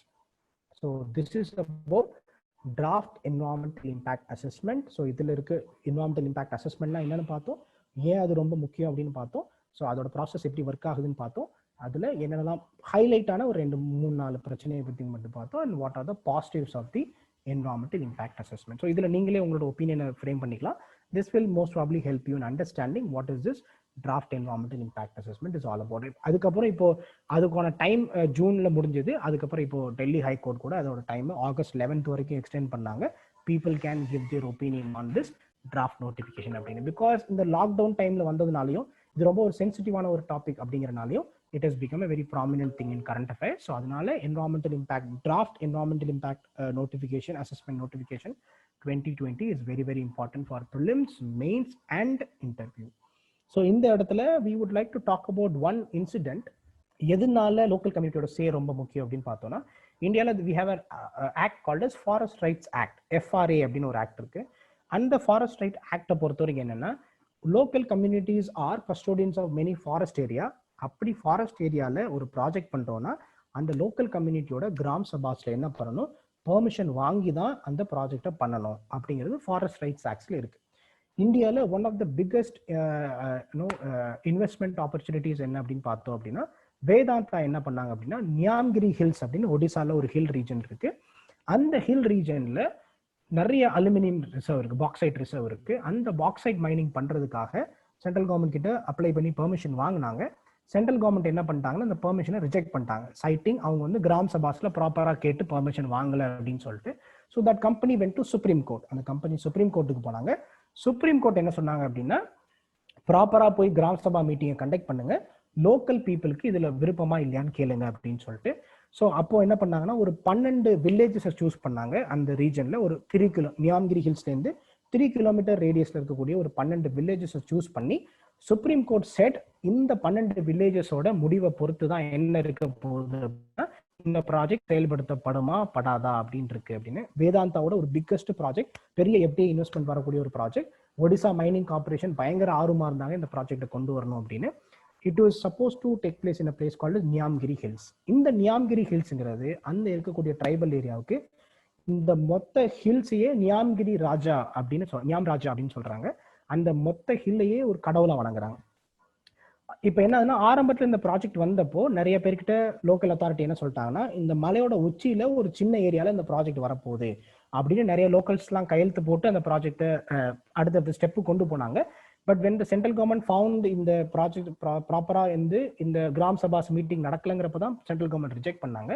அப்போ supreme court என்ன சொல்லிட்டாங்கன்னா, இந்த 12 gram சபாஸ்ல permission வாங்கிட்டு வாங்க, then we will decide whether your project will go on or not. So இந்த நியாம்கிரிங்கிற மலையை ரொம்ப சேக்ரடா நினைக்கிறாங்க இந்த பீப்புள். ஸோ அவங்கள பொறுத்த வரைக்கும் என்னன்னா, உங்களுக்கு ஸ்டேச்சுஸ் இருக்கு, உங்களுக்கு நிறைய ஐடல்ஸ் இருக்கு, நீங்க அதை வர்ஷிப் பண்றீங்க. எங்களை பொறுத்த வரைக்கும் இந்த மலையில இருக்க காடுகள், இந்த மலையில இருக்க பிராணிகள், இந்த மலையில இருக்க ஆறு எல்லாமே எங்களோட கடவுள் மாதிரி, இந்த நியாம் ராஜாவோட சொந்தமான விஷயம், இது வந்து எங்களுக்கு ரொம்ப சேக்ரடான விஷயம்னு அவங்க போராட்டம் பண்ணாங்க. ஸோ அப்படி இந்த 12 கிராம் சபாஸ்ல மீட்டிங் நடந்தது. So you could see this is a classic photo that is taken.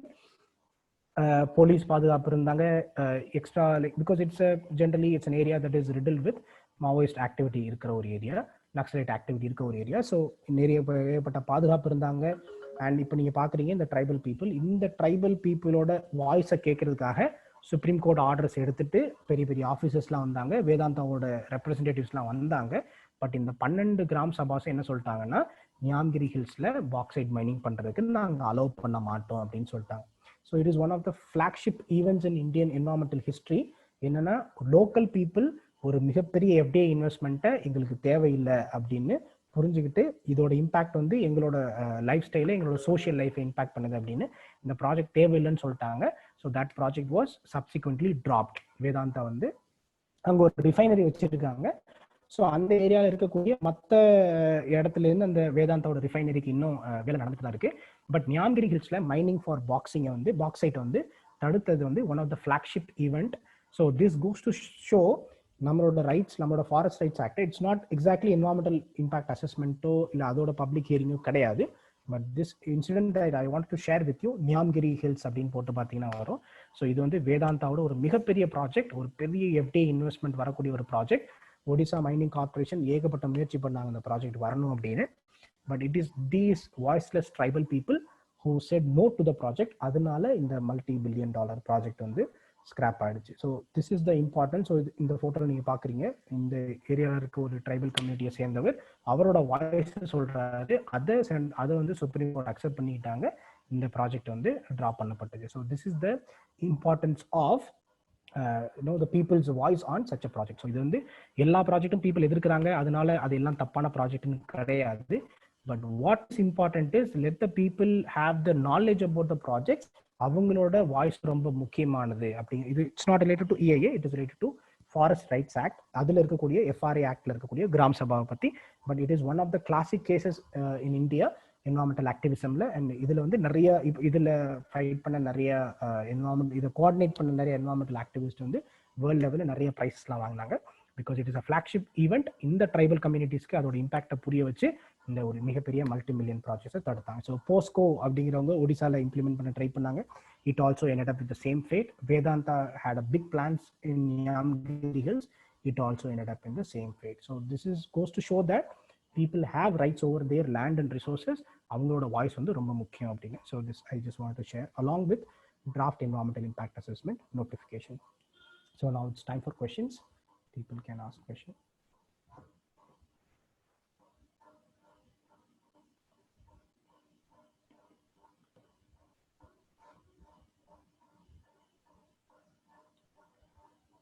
Though CG was hindered the Vedanta to implement the project, how come Odisha?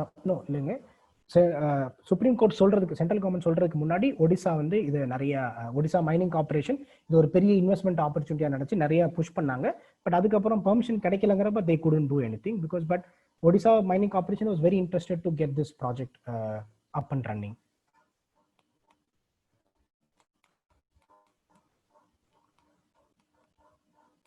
But the draft did not release in state language, then only local people can understand easily. But generally இந்த மாதிரியான draft வந்து English and Hindi the official languages of India தான் release பண்ணுவாங்க. So there is not அந்த மாதிரி ஒரு லா எதுவும் கிடையாது இப்படி பண்ணணும், பண்ணா நல்லது. But then there is no such exact law that it should go on like this அப்படின்னு.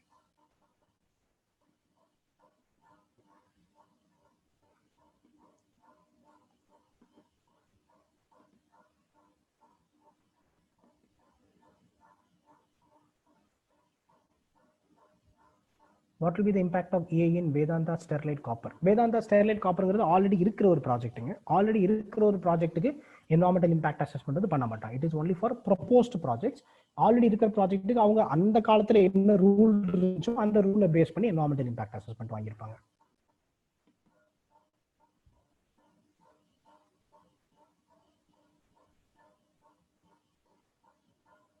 ஓகே, லைக் வெர்னாகுலர் லாங்குவேஜ்ல வரணும்னு ஸ்பெசிஃபிக்கா ரூல் கிடையாது. But it is good that people release it.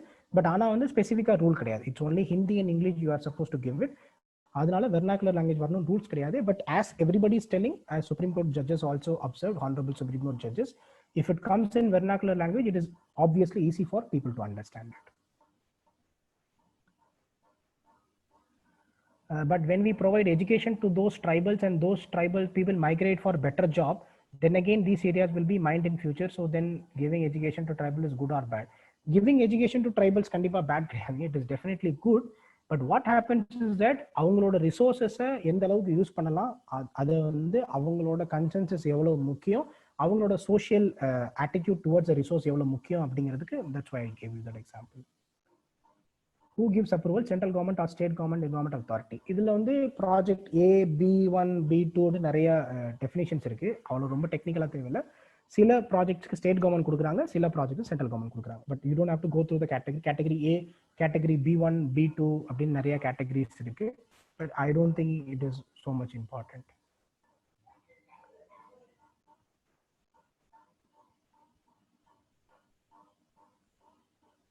What is the project coming under A, B1, B2? நானும் try பண்ணி பார்த்தேங்க சிம்பிளா explain பண்ணலாம் அப்படின்னு. பட் சிம்பிள் எக்ஸ்பிளனேஷன் எங்கேயுமே கிடைக்கல. It seems to be very complex. எதுனாலும் ஒரு project category A, B2 train பண்றாங்க அப்படின்னு. ஸோ இவ்வளோ காம்ப்ளெக்ஸான ஒரு டாப்பிக்கை யூபிசி கேட்கறதுக்கு வாய்ப்பு கிடையாது. ஸோ அதனால அதை பத்தி பெருசாக கவலைப்படும். I tried but I couldn't find any easy material. More criticism on EAA newspaper than advantage. How should we take this? இல்லைங்க, லைக் நியூஸ் பேப்பரை பொறுத்த வரைக்கும் there one of the main objective is to oppose government பண்ற ஒரு விஷயத்த ரொம்ப கம்மியாக தான் பாராட்டுவாங்க, நிறைய எதிர்ப்பு தெரிவிப்பாங்க. ஸோ ரெகுலரா வரக்கூடிய எடிட்டோரியல்ஸை படிங்க. இப்போ ஒரு எடிட்டோரியல், இப்போ ஒரு 10 எடிட்டோரியல் நெகட்டிவா வரும், 1-2 editorial somebody would have supported it. அப்போ அதுல உங்களுக்கு பாசிட்டிவ் பாயிண்ட்ஸ் கிடைக்கும். பிகாஸ் யூபிஎஸ்சி ஜென்ரலா they will ask you to critically analyse or analyse. அப்படின்னு என்ன அர்த்தம்னா, நீங்க அதோட பாசிட்டிவ்ஸ் இஷ்யூஸை பத்தியும் பேசணும், அதோட பாசிட்டிவ்ஸை பத்தியும் பேசணும். So you should know about both the sides of any government initiative.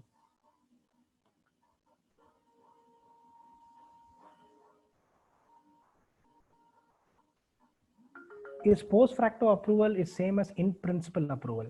இல்லைங்க, போஸ்ட் ஃபேக்டோ அப்ரூவல்னா என்னன்னா, ஒரு ப்ராஜெக்ட் இம்ப்ளிமெண்ட் ஆனதுக்கு அப்புறம் அப்ரூவல் கொடுக்குறது. That is what you call post ஃபேக்டோ approval. இப்போ கவர்மெண்ட் இந்தியாவில் கூட என்ன பண்ணோம்னா, ஒரு பர்டிகுலர் இயர்ல வி தாட் நிறைய பழைய ப்ராஜெக்ட்ஸ் வந்து என்வரான்மெண்டல் இம்பாக்ட் அசஸ்மெண்ட் பண்ணல, அதுல வந்து பெர்மிஷன் வாங்கல அப்படின்னு கண்டுபிடிச்சோம். அப்ப என்ன பண்ணிட்டோம்னா, we give a blanket exemption. இந்த டைம்ல யார் யாரெல்லாம் அந்த பழைய ப்ராஜெக்ட்ஸ் எதெல்லாம் என்வரான்மெண்டல் இம்பாக்ட் வந்து பிகாஸ் ஆஃப் ஓவர் சைட் பண்ணாம விட்டீங்களோ அவங்க எல்லாரும் அப்ளை பண்ணி வாங்கிக்கோங்க அப்படின்னு. ஸோ ஒரு ப்ராஜெக்ட் இம்ப்ளிமெண்ட் ஆனதுக்கு அப்புறம் அதுக்கு என்வரான்மெண்டல் கிளியரன்ஸ் கொடுக்கறதுக்கு பேரு post ஃபேக்டோ approval. Tamil Nadu 8-way road projects இப்போ என்னன்னா, இதுல இப்போ நம்ம இன்னொரு விஷயம் இருக்கு. பார்டர் ஏரியால இருந்து 100 கிலோமீட்டர் வரக்கூடிய ரோட் ப்ராஜெக்ட்ஸ்க்கு இது பர்மிஷன் தேவையில்லைன்னு சொல்லியிருக்காங்க. ஆல்ரெடி எக்ஸிஸ்டிங் ஹைவேஸை எக்ஸ்பேண்ட் பண்றப்ப இந்த என்வரான்மெண்டல் இம்பாக்ட் அசஸ்மெண்ட் பண்ணலன்னு சொல்லியிருக்காங்க. இந்த மாதிரி நிறைய விஷயங்களுக்கு இந்த என்வரான்மெண்டல் அசஸ்மெண்ட் பண்ண வேண்டாம் அப்படின்னு சொல்லியிருக்காங்க.